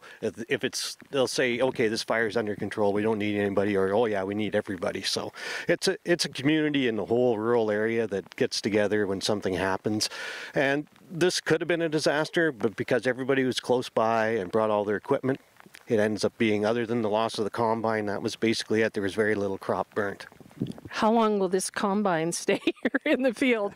Well, probably for a little while until somebody comes and salvages it. The only thing it's worth now is scrap iron. All right, Dave, thanks. We're going to continue on our little journey around, and we're going to throw it right back to you now, Lauren. Thank you very much, Angela. We're just about up to 23 minutes after 7 here on a Friday morning. And we're kind of scrambling around here back at the shop because we were outside and now we're getting a good bit of rain. So bringing some of our gear in. Now, as we mark the end of the season near Barrens, there's a new crop of youngsters busy learning at the town's school. This kind of grand stoic brick building is a piece of local lore for many reasons. Among others, it was featured in the 1978 film Superman. It eventually closed though because of slumping enrollment. Now, though, present day, it is again full of laughter and learning. Just over 100 kids are attending the school. And while there are the usual subjects, math, science, English, if you lean in a little closer, you'll hear something else. German, both Low German, which is often spoken at home, and High German, used more in writing. The school serves Mennonite families in the area, mixing the necessary curriculum with preserving culture. Our senior producer, Josh Paget, has the story.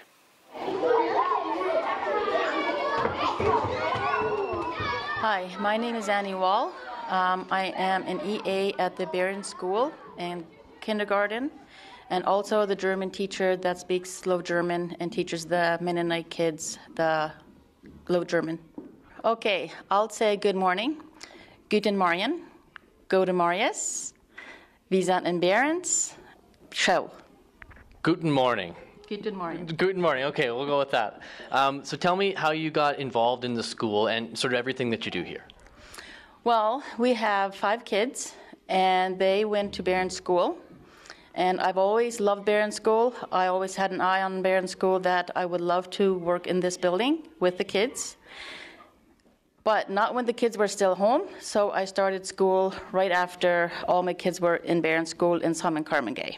I always said that once I don't have kids at home anymore, I want to work at Barron School and as much as I can with the Mennonites. And how do they do? Like, how quickly do they pick up sentences and phrases and words and that kind of thing? They pick up pretty quickly. It depends on exactly what we're talking about, what their interest is in. But I am amazed how they do pick up. You got to make it fun, that they can see, hey, this is fun, right? So in everything that we do, we try to see that they can see it's okay if I don't know, but you'll pick it up. I feel like I'm sensing a lot of like pride from you, that you're a part of this and helping these kids learn something that really matters. I am very, very proud. I am very proud to be the German teacher here. It's important that we can keep our language as we've been taught, let's say from the grandparents, right? Because that's who we are. My name is Amy Weeble. I'm a grade 3-4. Wo est van Dale? It's how are you today? Wo asten van Dale. Close. Close? And how are you today? Good. And can you tell me what you like about school the most? Well, a lot of people are really kind here. They love school, and the teachers are really kind. The Bible teachers, he knows everything about Bible, and I just like the school. The Miss Annie, she teaches really good German. Most of us already know German in school, but now we get to learn High German because I only know Low German. And that's your mom, right? Your mom's teaching you? What's that like? It's different, but still fun.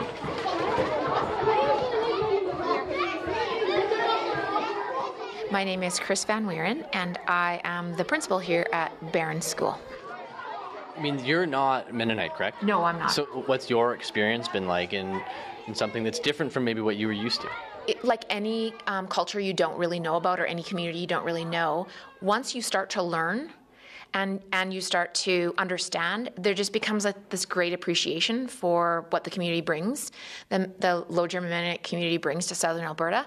Our families are wonderful people, and our kids are fantastic. This school was closed for a while. I mean, this has reopened. What have you seen as far as just bringing some life back to this area and this small town, bringing the school back? Yeah. So we work really hard. The community itself, Barron's community, is not it is not a Low German Mennonite community. So we really focus on ensuring that we make a connection with the community. So we'll do leaf raking, like we have theme days throughout each month where we go out into the community and do things like raking up leaves, clearing snow, painting rocks and putting them on the sidewalks. There's opportunities throughout the whole year, and that's really important because, again, it goes back to when you know a community and you know the people of that community, you are more open to embracing them, and I really can't imagine being any other place. Like, it's a great place to work. This is you now. Yeah, totally. Yeah. The best is when I'm out in the community and I see like this family of 7 and they're like waving at me from across the store or across the parking lot, and like they think I'm one of them, which is great. That's fantastic. I love it. And how's your German? Yeah, no. I don't.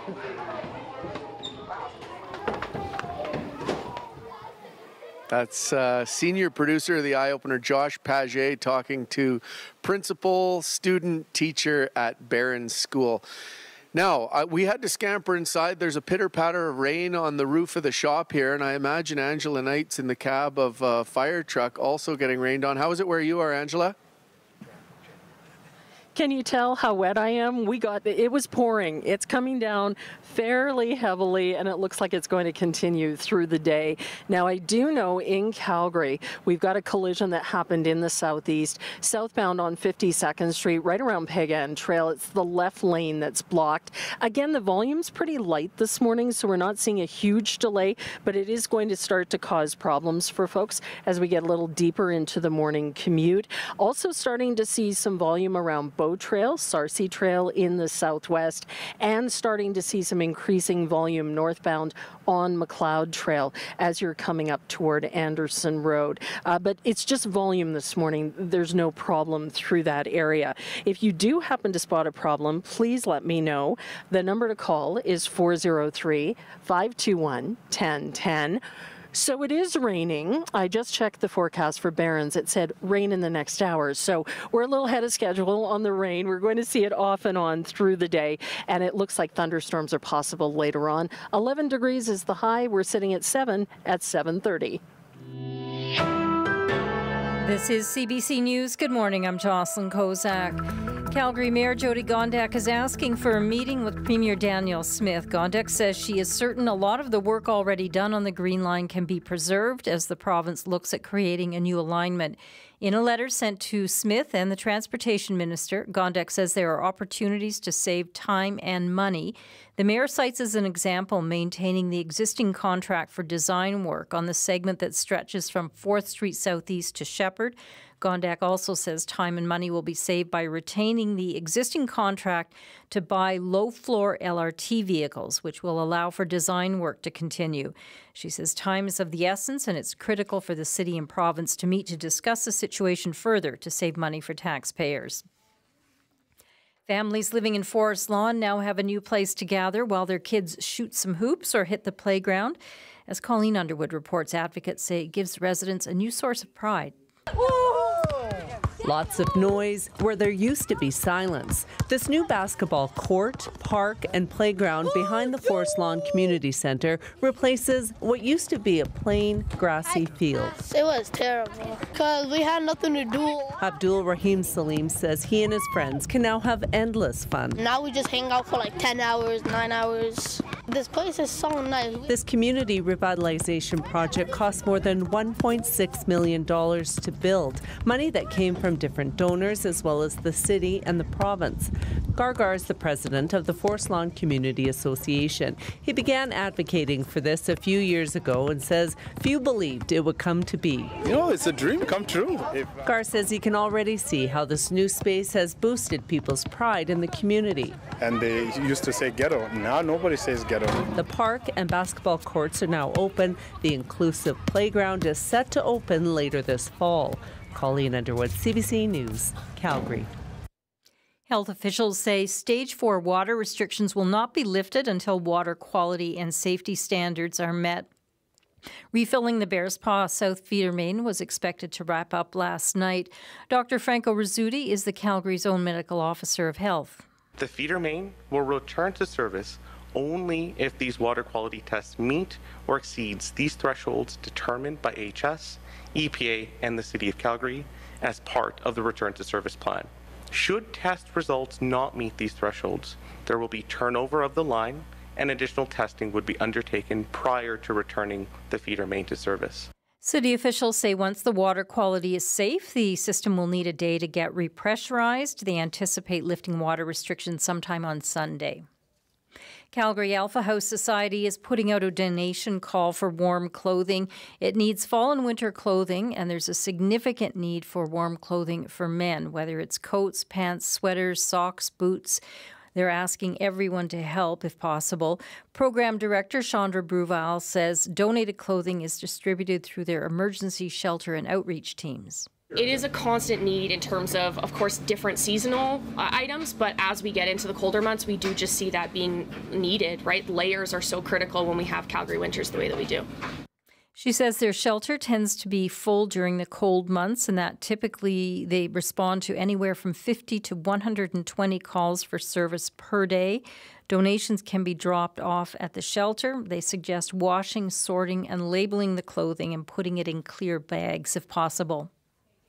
An Edmonton geneticist lawsuit against Alberta Health Services and Alberta Precision Labs has been dismissed. CBC's Madeline Cummings reports. Applications Judge Lucille Burkett granted an application from AHS and APL to dismiss a lawsuit filed by Stacey Hume.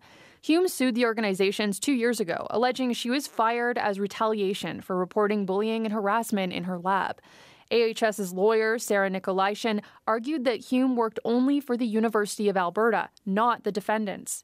There is no merit to the plaintiff's claim and no genuine issue for trial, she said in an Edmonton courtroom on Wednesday. Hume's lawyer, Catherine Marshall, argued her client was treated like an employee and was owed more from AHS. Hume was upset with the decision, saying in the courtroom afterwards, 17 years and I'm treated like this. Marshall says people like Hume are put in an unfair position. What we saw today was that the law, I don't think, has caught up with how these, how employment rights are evolving. AHS declined to comment on the case. Madeline Cummings, CBC News, Edmonton. The British luxury department store Harrods is being sued by 37 women who are accusing the store's former owner, Mohammed Al-Fayed, of sexual assault. World Report's going to have more on that at 8 o'clock, Lauren. Thank you very much, Jocelyn. That brings us to 7:35. It's Friday morning. Way to go. You made it this far. This is a special edition of the Calgary Eyeopener. We're broadcasting from, just about 2 hours southwest of the city. We're on a farm near Barron's. It's the Bishop's Farm, and we're getting a bit of weather this morning. Actually, we're going to talk about irrigation. Speaking of precipitation, we're going to talk about irrigation in just a minute. But Angela Knight is out and about. Angela, I just want you to know I'm standing under a heater, dry and warm, and sipping coffee here in the Bishop's shop. How is it where you are?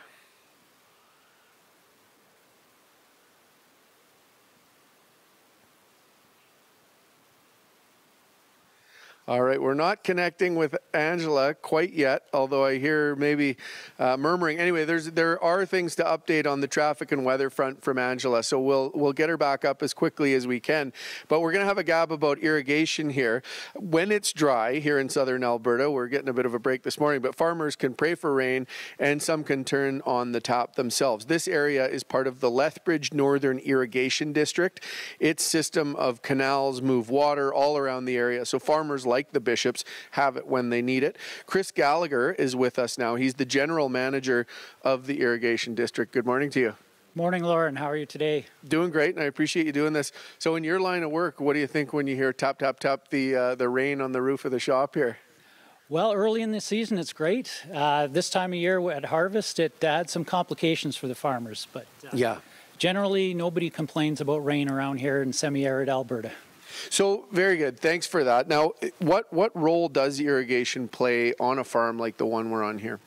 Well, first of all, irrigation is drought proofing. For people who've been doing dryland crops, it just adds that additional security, but it also provides some significant opportunities to add value. Improves yield, the quality of what you're already growing, and adds some opportunities to increase the value of your farm operations by adding crops like potatoes, sugar beets, and other value-added processing opportunities through potato plants like McCain's and Lamb Weston, Cavendish, and Atlantic and Tabor for sugar beet processing. Now, it's a somewhat complex system, how irrigation in the southern part of the province works. Can you give us a kind of snapshot of how the water ends up on a farmer's field supporting their crops that they're growing?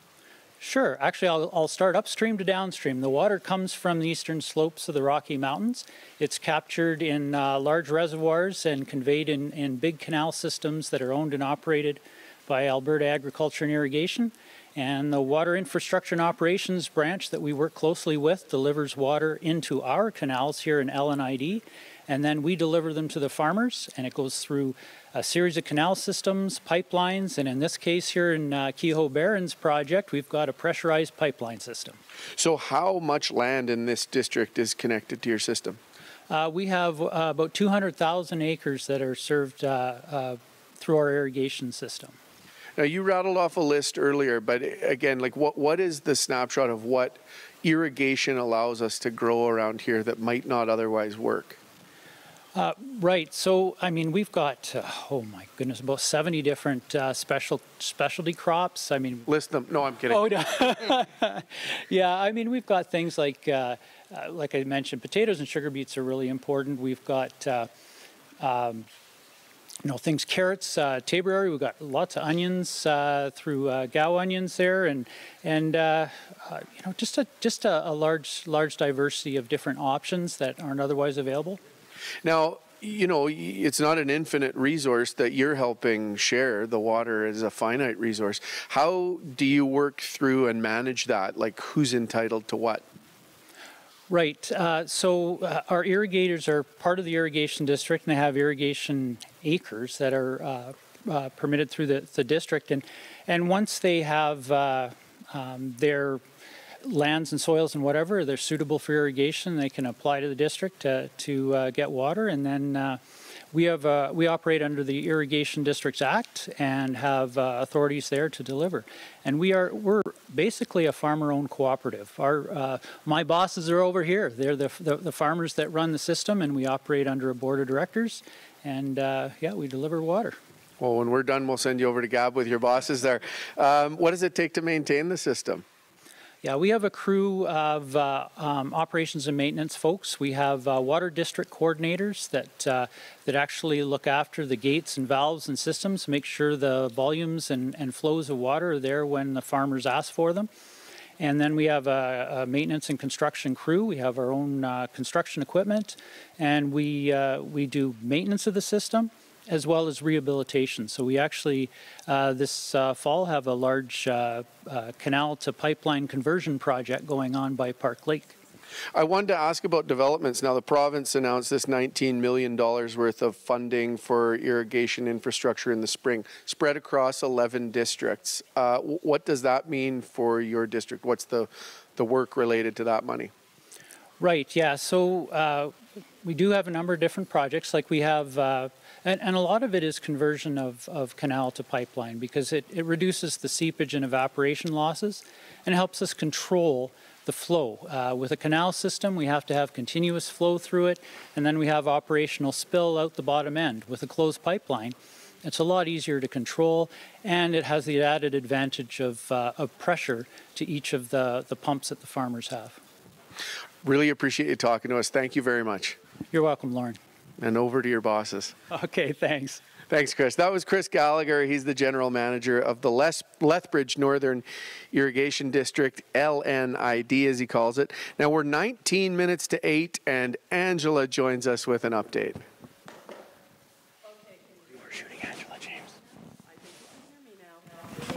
Into the shed. We took a little rip through the fields this morning in the fire truck, but we're back in the shed now. Oh, look at me. I've got 3 microphones to choose from. Which one? Is it this one? Is it this one? Is it this one? Which one? You know what? There we go. We can do it this way. I just wanted to let you know about weather. We missed the weather forecast there at 7:30. So where we are here in Barons, we're looking at rain for another hour. We're actually at the Bishop's Farm. We're just northwest of Barons, and it is coming down. We're going to see that throughout the day, off and on. Calgary is the same showers possible, and then some thunderstorms as well later on. Looks like 11 degrees is the high. It's 8 degrees in Barons this morning, 7 in Calgary. In Banff, 3 degrees right now. Red Deer is 6, Lethbridge is 8, and Medicine Hat 9 degrees.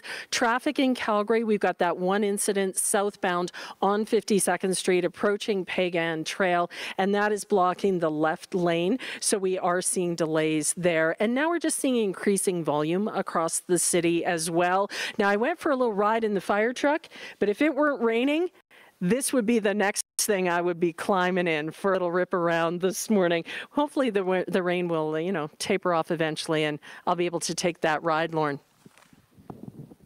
Thank you very much, Angela. Now, we are 17 minutes to 8 here on the Eyeopener, and we're on the Bishop family farm this morning, and just down the road from here is the village of Barons. It's also known as the wheat heart of the West. Wheat has been a big part of the community's history, which our next guests know plenty about. Glenn Turner and Amy DeValois grew up around the village and are enjoying life in their 80s. They They help run the Barons Historical Center and are having a good chuckle as I've named their age. Good morning to you both. Thank you for doing this, Amy. Good morning, Lauren. And Glenn, good morning to you too. Good morning. So Amy, I'll start with you. What do you remember most about being a kid in this neck of the woods? Well, I grew up in the town of Barons, literally on Main Street, because my grandparents were postmistress and postmaster, and our house was post office until I was about 8 or 9, and then we continued to live there after. But I grew up in Barons, went to school in Barons. Mostly I remember I had a lot of friends. One of my best friends lived down the street. Her dad ran the general store. That was Lori, and so the two of us spent a lot of time together. And as kids, I was trying to remember, one of the things I remember as kids, we never saw our parents. We saw them and at mealtime and going home, but our play was us. Like, we just enjoyed ourselves. Our summers were spent putting on productions in our respective parents' garages and sheds, and holding parades up and down the main street where we hoped merchants would give us candy. Like a very independent kind of run-around type childhood. Yeah, oh, thanks for those memories. Glenn, what was it like in Barons back then, 70 years ago or so for you? I was in the country all the time, but I did live in Barons for a short time. Barons was a booming community at the time. Streets were busy. Now they're not so busy, but yeah, it was a good time. So you lived in the country, or you come from farm people, or what were you doing out in the country? We're the 6th generation. We have a 6th generation of farmers in the Turner family. The youngest one is only 2 years old. We hope he can still farm. And what will farming be like? It's hard to say. Well, we acknowledge that, the industry is changing quickly. What do you know, as you've both said, Barons was booming when you were children, which was a few decades ago. What is the history of Barons and how it came to be what it was when you were kids and what it is now? Well, back then we had elevators. We had 8 of them. There's one seed cleaning plant now. And every elevator had a manager and a second man, and they all lived in Barons. Same with the school. All the teachers lived in Barons, so the community or the town was booming. I just want to recognize your hat, G&T Turner Farms. So you're wearing the family swag, I suppose. I am. I have to. It's been here forever. 1904, my grandfather came here and homesteaded. From where? He came from England.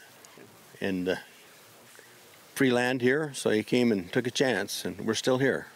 Very good. Well, thank you for that, Glenn. Amy, I know you came from the postmaster family, but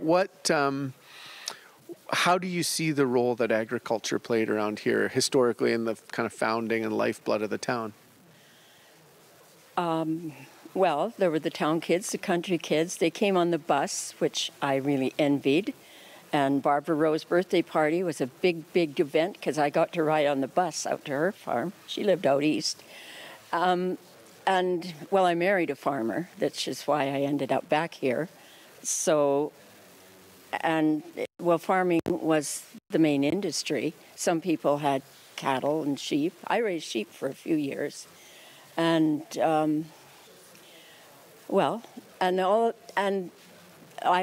told you before, I found an excerpt from 1911 in an old paper about the fowl supper.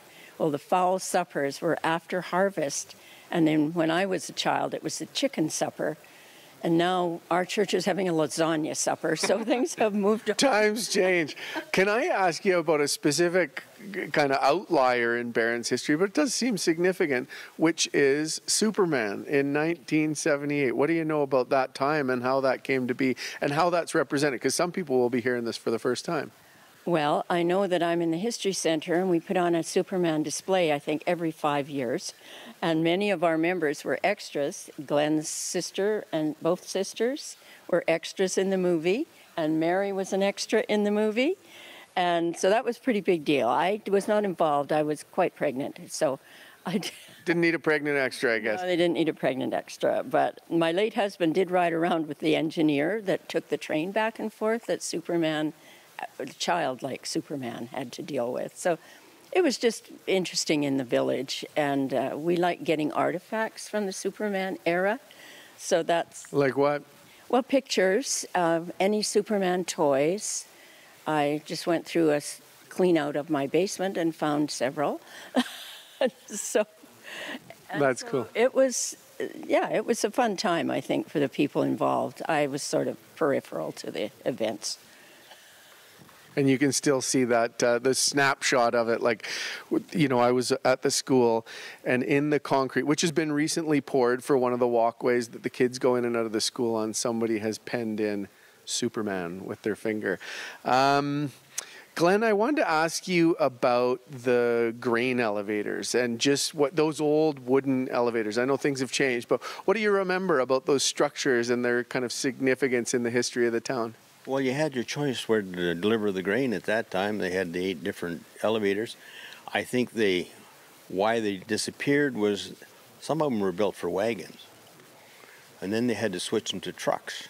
And now the trucks got too big, so I guess the elevators had to go. But, you had a choice then. Technology changes. Do you miss those old wooden elevators? Yeah, as you go by, it looks bare. You go by and see all those elevators, and it was nice. Now they're gone. What do you know about what's happening at the seed cleaning one now? The seed cleaning one? The elevator that's there now. Oh, that's all that's left. He just cleans grain, and he doesn't, that's what he does. I said seed cleaning, and you're telling me it cleans grain, not seeds. This is a non-farmer talking to a farmer. Well, that's right. Well, I appreciate you doing this very much. It's nice to get to speak with both of you. How do you think about the town of Barons now? Well, I'm in the Historical Society, as is the Turners and Mary. So we're just trying to preserve the history as much as possible. We recently got a grant to put up some plaques in the village, and that's what we're working on. And we just would like to leave something behind. And I still enjoy the town of Barons. I work in the thrift shop twice a week, and we have another business beside us, an insurance business. And it's nice talking to the people. Many of them haven't been in Barons very long, and Mary and I spend a lot of time doing that. And I'm happy I'm still here, and I loved growing up in Barons, and I like living on the farm. Glenn, you're still like wandering around Barons, checking things out? Might as well. What's there is there, so you have to live with it. Yeah. Well, thank you both very much for doing this. I really appreciate it. And Amy, I should say, we got to stop by the thrift store yesterday and left with a pile of stuff. So thank you for that part of your life in town as well. That was Amy Devalois and Glenn Turner. They both grew up in and around Barons, and they're part of the team that runs the Barons Historical Society.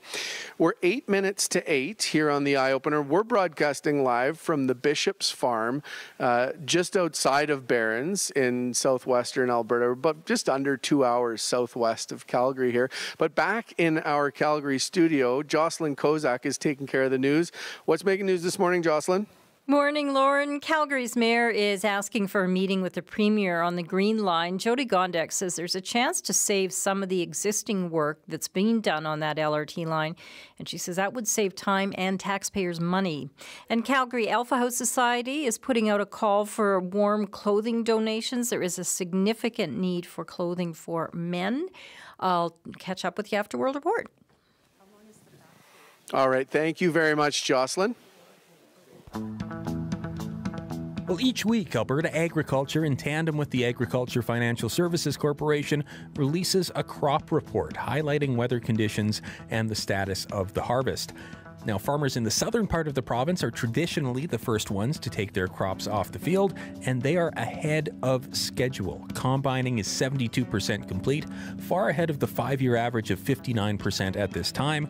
In terms of specific crops, dry peas in Alberta are 97% done, lentils close behind at 88.4%, durum and barley are both roughly 70% finished.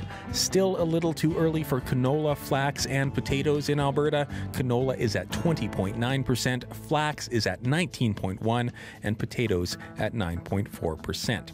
When we look at the quality of the crop across the province, spring moisture combined with heat and drought stress later in the summer, plus hail issues, have led to lower overall crop quality across the province. Now, this is the most recent information provided by Alberta Agriculture. The report is updated every week on Fridays, which means that later this afternoon, we'll get an updated look at the status of this year's harvest.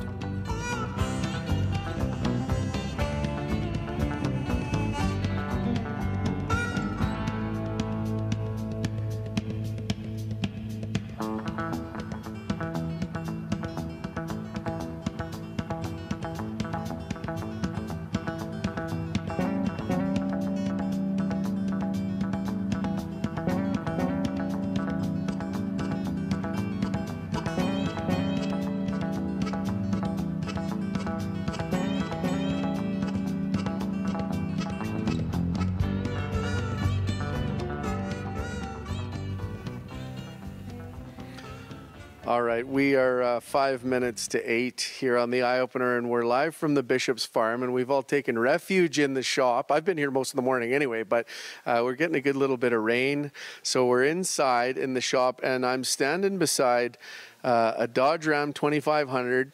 It's up on blocks, doesn't have any wheels, hood's popped, it's got a few missing panels in terms of the body, but this thing, we'll say, is well loved by Eric Bishop, who is one of two sons of the Bishop family that are here, and he actually intends to take over the farm, which we talked about earlier. But how old were you when you bought this truck? I think I was 16 at the time, so it was my first vehicle I had, and kind of some sentimental value to it, and it's got a lot of miles on it, but it still runs well. So I figured, you know what, I need something to do in the winter, and why have some idle hands, and kind of took it upon myself to learn a new skill with doing some body work and that sort of thing. So I came down to visit with your mom and dad a week ago, and as soon as I saw the truck, I kind of fell in love with it because I figured there was a bit of a story. And you say there's a lot of miles on there. Your dad made an estimate. How many miles or kilometers you figure are on this thing? This will be well over 650,000. Yeah. Whew, so what have you done to keep this thing on the road or in operation? A couple of oil leaks, fuel pump, a couple of transmissions, but other than that, everything else has been pretty good for it. Why won't you give up on this thing? Have you seen the price of a new one? My time is a lot cheaper than buying a new truck. Okay, well, I really do love that, and you know, you're learning new skills. Nice to have the shop, I guess. Oh yeah, absolutely. And Dad's a licensed mechanic, so he kind of shows me a few things and helps me out. But for the most part, it's kind of like trial and error. So when, you know, like I said, up on blocks, not looking ready for prime time quite right now. When do you think this thing will roar and you'll tear down the road again? Oh, it's almost a year now. It's been up on blocks, so hard to say. One of many projects around here, I'm told. Yeah, we got quite a few things on the go, that's for sure. Very good. Well, thank you for telling me about it, and good luck getting her back up on the road. Thank you. That was Eric Bishop, one of the two sons of Mary and Dave, at whose farm we're on today. Really appreciate them hosting us. And for our radio audience, it's a beater, but there's something about it. When I came in the shop, I could tell it was well loved. Now, Angela Knight joins us back. You got drenched, and now you're back with us in the shop. You like this look now? I love the look. It's something, isn't it? This is real. This is 100% real. The rain continues to fall, and we'll see it actually throughout the day, off and on, for both Calgary and for Barons. And of course, we're here at the Bishop's Farm, just northwest of Barons. And traffic this morning is moving well in Calgary. Now, we did have a collision. It was southbound on 52nd Street, approaching Pagan Trail. That has been cleared, so things are moving much better through that area. We are starting to see things get just a little bit busier southbound on Deerfoot Trail, mostly as you're making your way, this is in the northeast, making your way toward Beddington Trail, McKnight Boulevard, just where you get those merging points, we are starting to see a bit of a delay. And the same holds true in the southeast, just a little bit busier as you're northbound on Deerfoot, coming up toward the Iverstrong Bridge and Anderson Road. So far, northbound McLeod Trail heading into the core is still looking good, and we're not hearing of any delays on the C-Train line this morning on either line. But I will let you know that the red line starting tomorrow morning, early in the the morning right through till start of service on Monday. They're running shuttle buses on the Red Line between City Hall, Bow Valley College Station, and 39th Avenue Station. So again, those shuttle buses running throughout the weekend. It will reopen. Those stations will reopen at start of service on Monday morning. If you see a traffic problem, please let me know. The number is 403-521-1010. Thank you very much, Angela. Now, we're just a minute out from national and international news. World Report goes right at 8 o'clock. After that, you know, we've heard repeatedly this morning, things on a farm are changing. What you can grow, the technology around seeds and planting and managing the weather. We're going to get into all of that after the news. We're here about scientists in Lethbridge who are helping answer some of the biggest questions facing farmers. Also, it's just about breakfast time. We've got an outfit out of Nobleford coming out with some sandwiches. So we'll hear a little bit about entrepreneurship and business, and we'll tuck into a sandwich. So lots of good stuff still to come on our harvest special from the Bishop's Farm just outside Barron's, Alberta. Stick around.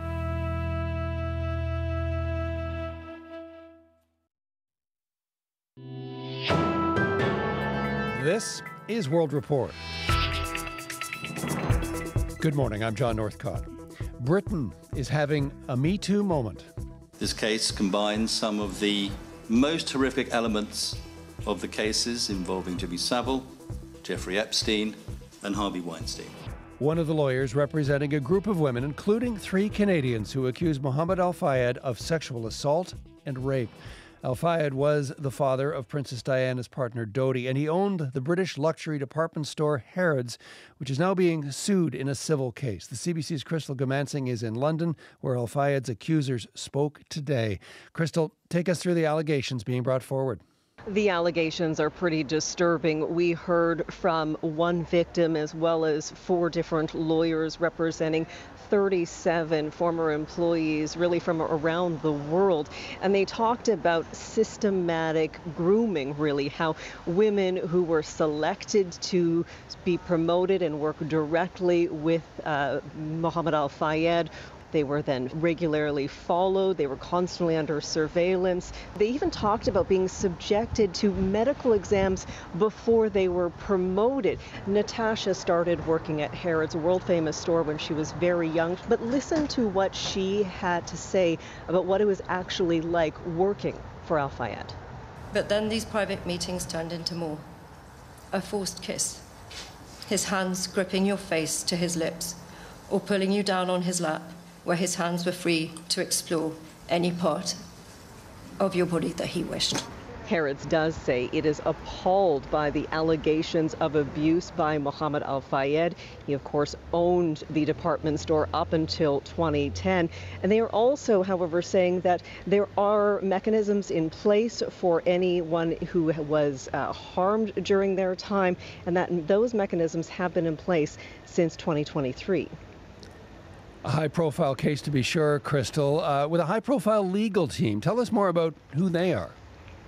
One of the members that was here today was Gloria Allred. Of course, she is known as one of the world's leading lawyers in terms of women's rights. She talked about how this case is yet another one of high-profile, powerful men abusing his powers and the system around him allowing it to happen. Crystal Gamansing in London. Thanks, Crystal. You're welcome. Israel and Hezbollah have resumed their attacks on each other.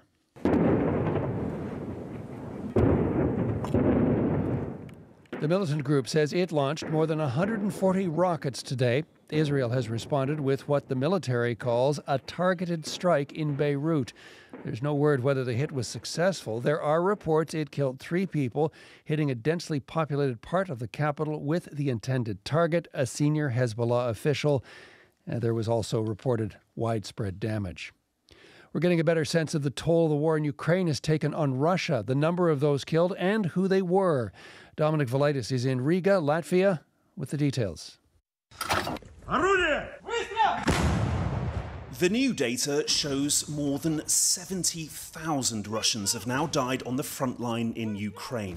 And for the first time, it's volunteers, civilians who signed up for the armed forces, making up the majority. Previously, inmates from Russian jails who were initially offered pardons in exchange for service were in first place, with most of them dying in the battle for Bakhmut.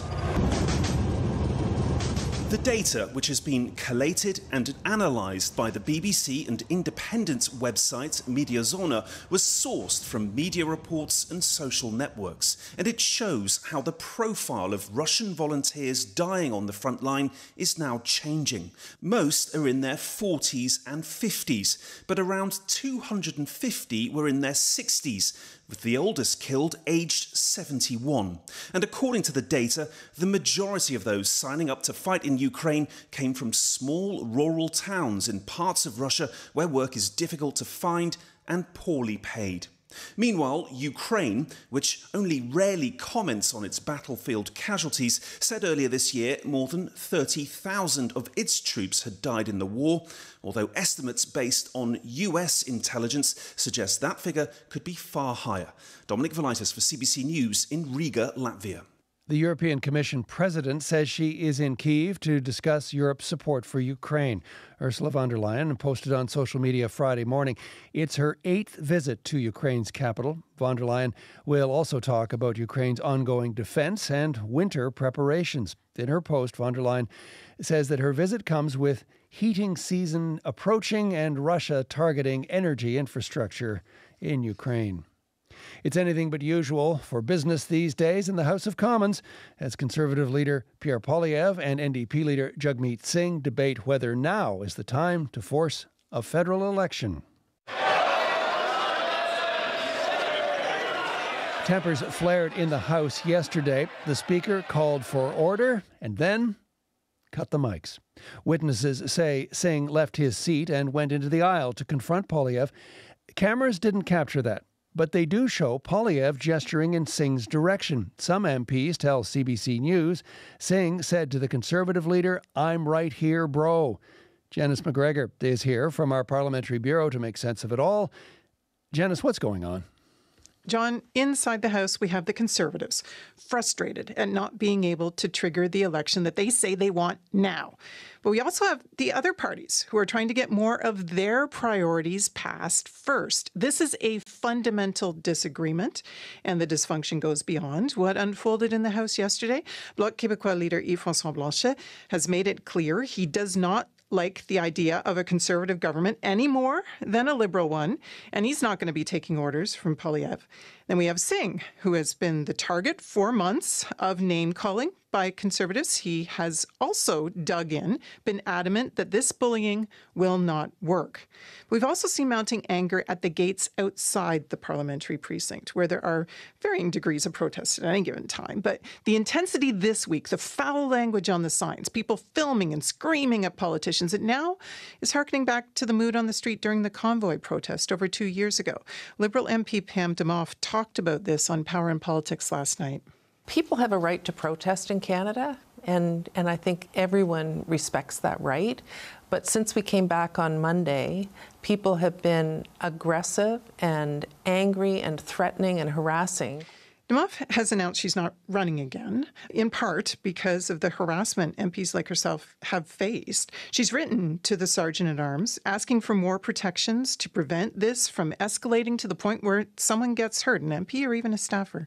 She's also critical of Conservative MPs who have been engaging with this, even yelling protester slogans inside the House this week, amplifying this protest, presumably because they believe that it furthers their partisan goals. Janice McGregor in our Parliamentary Bureau. Thanks, Janice.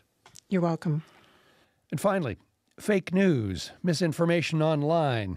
There's too much of it, say NDP, Bloc and Green Party officials. They also say they lack the resources to fight back.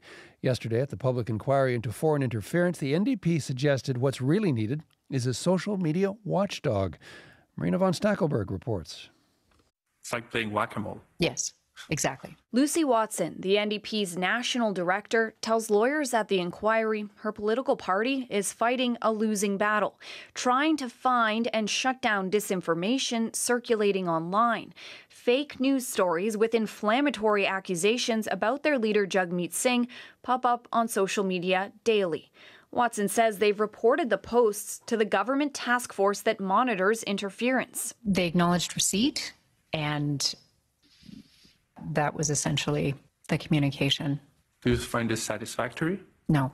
The NDP also flags the fake posts to social media platforms, but in the rare chance the companies take them down a week later, Watson says the damage is done. The NDP wants Ottawa to create a social media watchdog. We don't have the internal resources to be monitoring this kind of activity in the way that, frankly, it needs to be monitored, given the really profound impact that it has on the political landscape. Without question, Watson says, online rhetoric could lead to real violence against members of parliament. Many politicians have reported a recent increase in intense public harassment. Just this week, Singh confronted protesters outside of the House of Commons after they followed him and called him names. Marina von Stackelberg, CBC News, Ottawa. And that is the latest national and international news from World Report. Remember, for news anytime, go to our website, cbcnews.ca. I'm John Northcott. This is CBC News.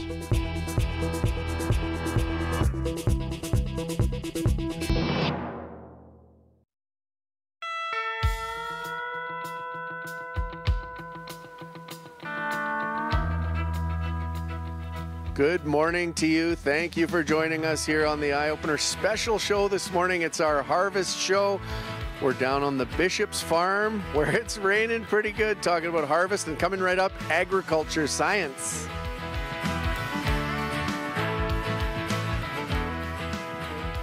Well, hello, Angela Knight in from the rain. You know, we were hearing earlier, rain's great in the spring, not as ideal at harvest time, coming down pretty good here. It is coming down here. It's also coming down in Calgary. We just got the word that it's raining pretty hard, and it's going to continue through the day. We'll see the showers. We'll see rain. We may see thunderstorms late this afternoon, but it looks like a high of 11 degrees, both for Calgary and, of course, for Barrons. We're just northwest of Barrons this morning at the Bishop's Farm. Traffic in Calgary starting to slow down. The rain always makes things a little bit trickier. Make sure you're giving yourself that extra braking room. The volume is also picking up. So southbound on Deerfoot Trail, there's a little bit of congestion this morning. It's a pretty slow go from 64th Avenue down toward Memorial Drive. If you see a traffic problem, please give me a shout. That number is 403-521-1010. Jocelyn Kozak is in the studio this morning. Hi, Jocelyn. Hi, Angela. Yep, I am cozy and dry. Good morning. Mayor Gondek has sent a letter asking for a meeting with the Premier to try and salvage some of the work that's already been done on the Green Line. The mayor says that would save time and money. And health officials are saying stage 4 water restrictions are not going to be lifted until water quality and safety standards are met. The refilling of the Bears Paw feeder main was expected to wrap up last night with testing on the water to be done today. I'll have the details at 8:30. Thank you very much, Jocelyn. We're up to 12 minutes after 8 here on a Friday morning. And as we've heard throughout this special harvest show, getting to this point where people are harvesting takes a lot of brain power and a bit of luck, too. A half hour south of here, dozens of researchers work year-round trying to help farmers answer the questions of the day. The Lethbridge Research and Development Centre is on the east side of Lethbridge. It's run by Agriculture and Agri-Food Canada. Now, Sean Cook is the Associate Director of Research, Technology and Development at the centre, and he joins us now on the Bishop's Farm. Good morning to you, Sean. Good morning. Thanks for having me. I appreciate you doing this big time. Now, it is harvest time, and you're kind of on the science and development end, but I wonder, is this still like a special time of year for you and others at the centre? Yeah, very much. Of course, working actively in agricultural research, we're subject to the same conditions as farmers. So we work in the fields, and very much the production year is part of our schedule, and so we contend with all of the same things, and harvest time is a very, very busy time for us too. So this rain is not your cup of tea either? No, it'll present some challenges, but we always appreciate moisture. We try not to, complain too much about that, but yeah, the timing of it is probably not ideal right now. Yeah. So what is the scope of the work and research and the kind of questions you're trying to answer at the center? Yeah, we're very fortunate at the Lethbridge Research Centre to be involved in really a wide spectrum of research. So we work all the way from livestock research. We have a beef cattle feedlot facility, and all the way to crop development. So spanning a really broad survey of types of agriculture that we are operating in. When it comes to growing crops in southern Alberta, what would you say are the kind of big questions you're trying to support farmers to deal with? Yeah. Crops, but beyond in all of agriculture, I'd say we're at this really unique juncture at this point of time in society and globally for agriculture, where we just have this culmination of innovation and major modernization and the diversification and intensification. But simultaneously, there's issues of food scarcity and resource conservation and climate change. And so, really the research that we do is at the intersection of both of those things, trying to harness some of that innovation and continue to sort of advance that, but also to contend with some of those big picture issues about resource scarcity and, continuing to address some of that food scarcity and other problems in agriculture. Yeah, and I hear you. There's a real kind of broad scope in terms of all of the things you're trying to approach, and at the intersection of all those challenges and the way things are. Is there an example of a project that's going on at the center where it kind of gets to the heart of one small part of that, but it elucidates the work you're doing? Yeah, sure. Again, probably multiple examples, but one of the big things that we do in Agriculture and Agri-Food Canada is variety development, and so we're involved in sort of the traits, integrating new traits into crop varieties, and those varieties ultimately get commercialized and they end up here in farmers' fields, and so that's a big part, and that goes back, dating well back in the history of Agriculture and Agri-Food Canada, all the way to, modern day. We have some really fascinating work going on in fields like nanotechnology, which is really like almost infinitesimally small, really modern technology. Okay, so I can imagine the work around trying to find the right varieties of canola or whatever it might be that grow under the conditions as they are now. Explain, or try how nanotechnology, where it's at now, but how it may affect agriculture moving forward. Yeah, well, I'm certainly not the right person to speak as an expert to this. We have research scientists, a research scientist in particular working on this. But, from my understanding, nanotechnology is this really intensely small particles, which essentially will allow for us to precisely deliver treatments to crops, or insecticides. Imagine insecticides that could just target one target insect and would sort of leave the beneficial insects unhindered by that. And so it's really, the scale of it is infinitesimally small, but it also allows for us to carry particles or delivery mechanisms that target individual pests and other challenges with agriculture. That was awesome. You came in early to talk to us live on the radio, and then I'm asking you about nanotechnology. Thank you very much for taking that on. Yeah, certainly. Like I say, I'm not the expert. We have scientists and research programs who are, really involved in this work. Tell me an example, too, then, of, the work you're doing around varieties of seed and crop. Sure. Yeah, so there's a proud history at the Lethbridge Research Centre of variety development. I think we have over 170 varieties that have been developed in various crop commodities. Most recently, I think there were 3 dry bean varieties released just last year. You look out in the landscape here, AAC Wildfire is a variety of winter wheat that comes to mind, which features in the landscape quite frequently. So, yeah, lots of cases of that. This kind of history you're talking about, some of it specific around varieties, but what is the history of the center? Yeah, so the center has been here since 1906, so a long history. The origins of the center really were focused on, understanding how to operate or how we could do agriculture in this region of the Palliser Triangle, which, the semi-arid environment, which initially didn't really seem conducive to agriculture. So it was really focused on that applied production, and over the course of, the 120 years almost, it's evolved to include, other aspects like biotechnology and molecular biology and nanotechnology and phenomics. And, we really span that whole gamut from, like I was saying, livestock and crops and everything in between, including entomology and soil health and soil fertility and various other things. 120 years, boy. Give or take, almost getting there. Now you do research on, there's a sort of bug dimension to what you do. Can you tell us about that? Yeah, so entomology, or the study of insects. We have a really unique facility at the Lethbridge Research Centre. It's called our Insect Microbial Containment Facility. And in essence, it's a specialized facility that allows for us to work on insects that otherwise, can't be released into the environment, at least not yet. And in some cases, we're researching beneficial insects that can be used for biological control of invasive species that threaten agricultural production. But there's upwards of like a 10-year process that goes behind, the scenes to be able to research and ensure that the release of biological control mechanisms are appropriate. And so all of that work is done in our Insect Microbial Containment Facility. Place you'd need to have really good screen doors. You bet, yeah. Well, screens actually are something we avoid there, yeah. Solid, everything is solid and contained, yeah.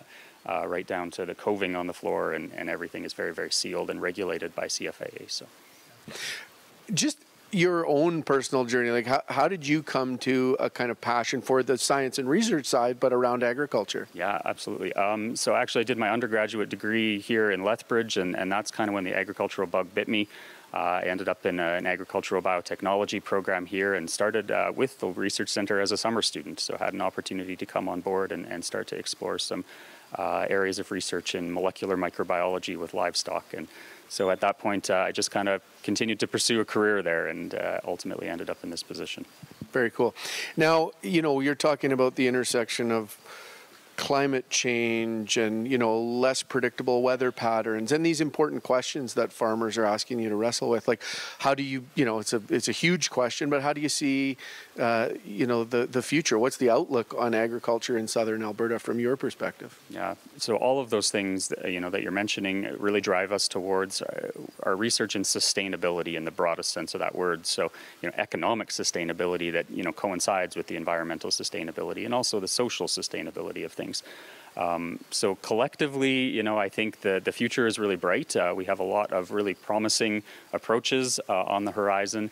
But really more than the research, I would say it's about the resilience of farmers. And you've heard some really amazing, testament this morning to sort of that resilience. And that's really what drives and propels this industry in southern Alberta, which is so successful. Yeah, I'm glad you used that kind of inclusive or broad sense of what sustainability is. That came up in a conversation yesterday with Dave Bishop, whose farm we're on. And, sustainability is a lot of things. The economic part of it is huge. So thank you very much for coming in to talk to us. Really appreciate it. My pleasure. Thank you. That was Sean Cook. He's the Associate Director of Research, Technology and Development at the Lethbridge Research and Development Centre. Kind of him to come up the road and talk to us this morning. It's 21 minutes after 8 and Angela's here. And the rain continues to fall both here and in Calgary. We're seeing some heavier rainfall off and on. That does make driving conditions a little bit trickier, so please take it easy. Flip those headlights on so your taillights are on. We're not getting reports of any collisions or stalled vehicles. Just some slow-moving traffic around the city, which is what happens when we start to see it rain. Now, I do want to give you the heads up that this weekend, crews are working on the Red Line C train. So the Red Line is going to be using shuttle buses between Bow Valley College and City Hall stations and 39th Avenue Station. While they do that work, those shuttle buses will be running from start of service tomorrow morning right through till start of service on Monday morning. Additionally, there's some work being done. This is all part of the 17th Avenue expansion project in the southeast. So they are working on 17th Avenue between McLeod Trail and First Street Southeast. It's a one-way traffic situation right now. Well, they've been doing all of that work, but over the weekend, they're going to reopen it. They're going to reconfigure it. So starting Monday, it will be back to two-way traffic on 17th Avenue between McLeod Trail and First Street Southeast. Now, if you see a traffic problem, please give me a shout. It's either pound or star 1010 on your cell phone. As I said, the rain's falling. We've got things falling in the shed this morning as well. We're going to start to see maybe some thunderstorm activity late in the day. A high of 11 degrees, both in Barrens and also in Calgary. So we're sitting at 7 degrees in both locations this morning. And we are here at the Bishop's Farm. We're just northwest of Barrens, Alberta. And this is where we have been doing the Harvest Show. We're talking about all things harvest. And all this harvest talk has made us very, very hungry. And luckily, Annette Busicum is here with delicious breakfast sandwiches. Come on in, Annette. Good morning. Good morning. So Annette and her husband own the sandwich stop in Nobleford, which is just down the road. And the restaurant is in these days preparing harvest meals for hands in the field. So I'm so thrilled that you took a moment to come and visit us, because I know you're crazy busy. Tell us what it's like at the shop these days. Well, the mornings typically are quite busy. Our first customers would come in around 6:15. I make sure I have the breakfast ready to go for them and greet them, and they can, stop in at the cooler and grab a sub, or we offer breakfast sandwiches, a plated breakfast, and a breakfast burrito. What is harvest time like in particular for you? Because I know this business is fairly new for you. You opened in May. Yes. Well, harvest has been a little bit busier. Actually, about 2 months ago, we started being open till 7 at night. So the suppers have been a big thing for supper, for the harvest crews and stuff. So, yeah. Have you had to change your menu at all? Like, what makes a great harvest meal? No, I haven't really changed my menu. We just carry our lunch meat basically into supper. So, it could be a chicken Alfredo or a shepherd's pie or mashed potatoes and turnips or... That all sounds very, very good to me this morning. Tell me, though, about why you decided, you and your husband, to open the sandwich stop. Well, we kind of saw a need in Nobleford, just, especially for a breakfast place to stop, and it really has taken off. People are really enjoying the breakfast. They can come in before work, and there's a lot of industry around Nobleford, so that really, these guys are, leaving work at 6 in the morning, and they pick up a breakfast sandwich on their way out. Awesome. What has it been like? What have you found since you've opened? What's the reaction been like in the community? It's been good, actually. It's been very positive, yeah. And even Saturdays, families will come in with the whole family for breakfast, because who doesn't like going out for breakfast, right? And you don't have to drive to Lethbridge. You know what I like even more? When breakfast comes to me, which is exactly what has happened this morning. So tell us, your breakfast sandwiches are special. Tell us what makes them so special. Well, I do make my own sausage patties. So that's just pork and spices and whatever. So I make them myself. But yeah, then it's just we get our buns from the Coyman's Bakery in Colehurst, and they're an excellent bakery. So they're always soft and fresh. And put an egg on it. We get our eggs at Gallamax right in Nobleford. They source it there themselves. So yeah. All right. Well, we're going to taste for ourselves in a few minutes, and we're lucky this morning. Thank you so much, Annette, for bringing us and delivery, which I know you normally don't do. So you delivered in the rain this morning. But we also had Mary made all kinds of baked goods. We've got chocolate chip cookies and banana muffins. So we're being well taken care of this morning, Lauren.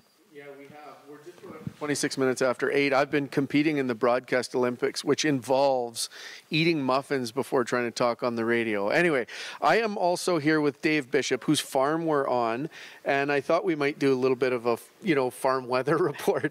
But this thing tipped over and made a great racket. I've got a Dutch auger in my hand. Can you just tell us on the radio what this thing does? Well, what we use that for is to check soil moisture in our irrigation. So I was hoping Angela could do that this morning, but she didn't like to be walking out in the mud, she said, so we're not doing it. So we're going to blame her for not the demo. Next time, she says, well, the mystery of how much moisture there is in the soil is, it's coming down pretty good. Even as we've been talking, you can hear it coming down on the roof of the Quonset. Yeah. What would you say is the farm weather report this morning? Rain and more rain. So we're on a rain delay for harvest, which we don't like, but it is a reality of what we have happened. So it can rain anytime. So this rain looks like it's going to be here all day. So I suspect we probably won't even look at doing anything for harvest until next week now. And then you'll have to let it dry out. Oh yeah. It has to dry good. So, rain is especially handy in the springtime, but less ideal now. Obviously you have to wait till it's dry to harvest, but what does it do to the crops when they get wet this time of year before you pull them? Generally speaking, you can have downgrading, bleaching on cereal, sprouting canola. It downgrades the quality, and of course when quality is down, we don't get paid as much for it either. So and sometimes, especially if it gets into the feed side of it, sometimes you have issues getting it marketed. So we don't like this rain at harvest. It gives us a bit of a headache. Yeah, okay. So when you say bleaching cereals, you have durum that is just about ready to come out. So yes. if it gets bleached or loses some of its color, how will you determine value with those when you're trying to get them to market? Well, we send a sample into the elevator, and then they'll grade it. And if we don't like what they do, sometimes we'll send it to another elevator. And it's like anything else, you just try and see where you can get the best price for it. It's also our international customers. That's why they like that nice color in the grain. Golden brown. Golden, yeah. Durum is very, very gold colored. So, yeah, they don't like it when it's more white. So does this sound on the roof bug you then? Oh, well, yes. I guess you got to kind of, you can't let it get to you too much. No. It's just the reality of farming. And actually, you look at this rain coming down now, it'll do good for our crop next year, puts moisture into the ground, so next year it'll be there for that. So taking the long view. You have to. Yeah. So just quickly, like what would be the loss in value if you can quantify it on a load of durum? It's tricky, but it's tricky. I'll just throw these figures out here. They're going to be accurate. So say it's $8.50 for durum today.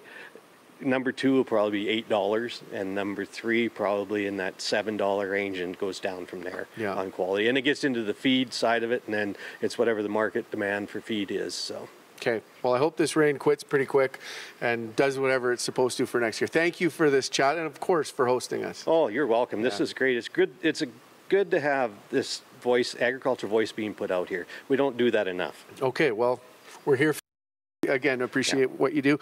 Angela joins us now with another. You're looking pretty comfortable with that. I'm so jealous of your use of props. I went and grabbed the Dutch auger. There's still time. We can send Lauren out to the field while it's raining for a change of pace. Maybe. We are seeing the rain and hearing the rain this morning. It's coming down quite hard. It's also coming down in Calgary, and that's creating just some slow conditions. Not any big problems in traffic in the form of collisions or stalled vehicles, but just slow-moving traffic. Southbound on Deerfoot, approaching Glenmore in the southeast, getting a little jammed up there. That is also creating slower conditions westbound on Glenmore. It's just that merging traffic jams everything up. Plus, there's a bit of a construction zone there, so it's 60K. The rain continues, a high of 11 today. It's 7 at 8:30. This is CBC News. Good morning. I'm Jocelyn Kozak. Calgary Mayor Jyoti Gondek is asking for a meeting with Premier Danielle Smith. Gondek says she's certain a lot of the work that already done on the Green Line can be preserved as the province looks at creating a new alignment. In a letter sent to Smith and the Transportation Minister, Gondek says there are opportunities to save time and money. The mayor cites as an example maintaining the existing contract for design work on the segment that stretches from 4th Street Southeast to Shepherd. Gondek also says time and money will be saved by retaining the existing contract to purchase low-floor LRT vehicles, which will allow that design work to continue. She says time is of the essence, and it's critical for the city and province to meet to discuss the situation further and save money for taxpayers. If all goes well, Stage 4 water restrictions should be lifted sometime on Sunday, but public health officials say that won't happen until water quality and safety standards are met. Refilling the repaired Bears Paw feeder main was expected to wrap up last night. Calgary's own medical officer of health, Dr. Franco Rizzuti, says water testing will take about a day to complete. And so we work very closely to make sure that these standards are met, and with the City of Calgary, and there's a plan in place that should any of these parameters come back not to our standards, there will be additional flushing and testing before the line's allowed to go back into service. City officials say once the water quality is safe, it will still take at least one more day to get the system repressurized. Calgary Alpha House Society is putting out a donation call for warm clothing. It's dealing right now with a shortage of some key items, and that will help people experiencing homelessness stay warm in the months ahead. Dave Gilson reports. Alpha House says it needs fall and winter clothing and adds there's currently a significant need for men's clothing. Whether it's coats, pants, hoodies, sweaters, socks, boots, raincoats, toques, or gloves, they're asking people to help. Program Director Chandra Bruval says donated clothing is distributed through their emergency shelter and outreach teams. I think one of the things that people don't maybe remember is that even right now, mid-September, we're seeing it be quite chilly in the mornings, right? And we're talking about folks who maybe slept outside overnight, right? And so they don't have, anything to keep them warm, or they don't necessarily have the clothing that they need to keep them warm. She says their shelter tends to be full during the cold months and that they typically respond to 50 to 120 calls for service per day. Donations can be dropped off at the shelter. They suggest washing, sorting, and labeling the clothing and putting it into clear bags if possible to help with sorting. Dave Gilson, CBC News, Calgary. The Forest Lawn Community Association, along with Parks Foundation Calgary, have unveiled a new park, playground, and basketball court. The revitalized community space used to be an open field behind the community centre. Gargar is the president of the association. He says once construction was done earlier this summer, it became an instant hit with the local youth. So great to see this community that lasts so many underinvestment, to see an investment at least coming in. When you see kids here running and happy, and you come at night and you find over 50 kids, you know that this is the community that they actually wanted to live in. The project cost about $1.6 million. That money came from the city, the province, and different organizations such as the Calgary Flames Foundation. The basketball courts are open, but the inclusive playground is not expected to open until later this fall. Mayors from Alberta's mid-sized cities say they are ready to champion Premier Smith's new School Construction Accelerator program. The multi-billion-dollar program is going to create more than 200,000 new and modernized classroom spaces over the next 7 years. Cochrane Mayor Jeff Ganung says is the chair of Alberta's Mid-Sized Cities Mayor's Caucus. He says Cochrane has seen 43% growth in the last 8 years, and that has pushed local schools near or beyond their capacity.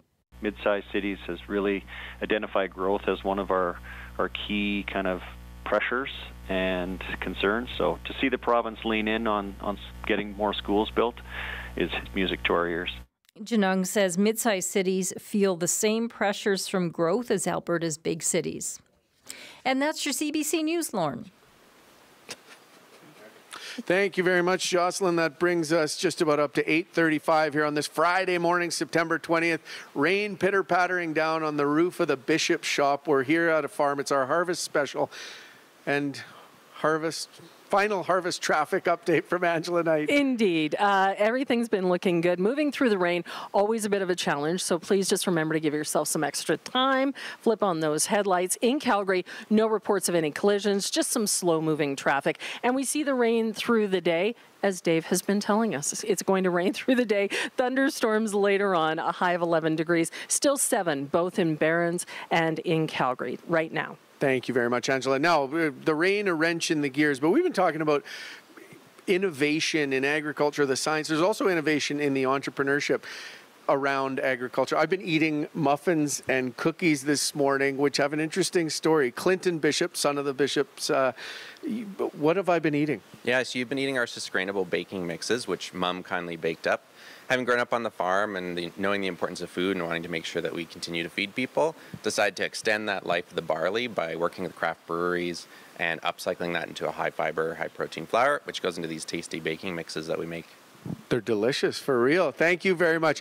And you know what? A huge thank you to the whole Bishop family, Mary, Dave, and then sons Clinton and Eric.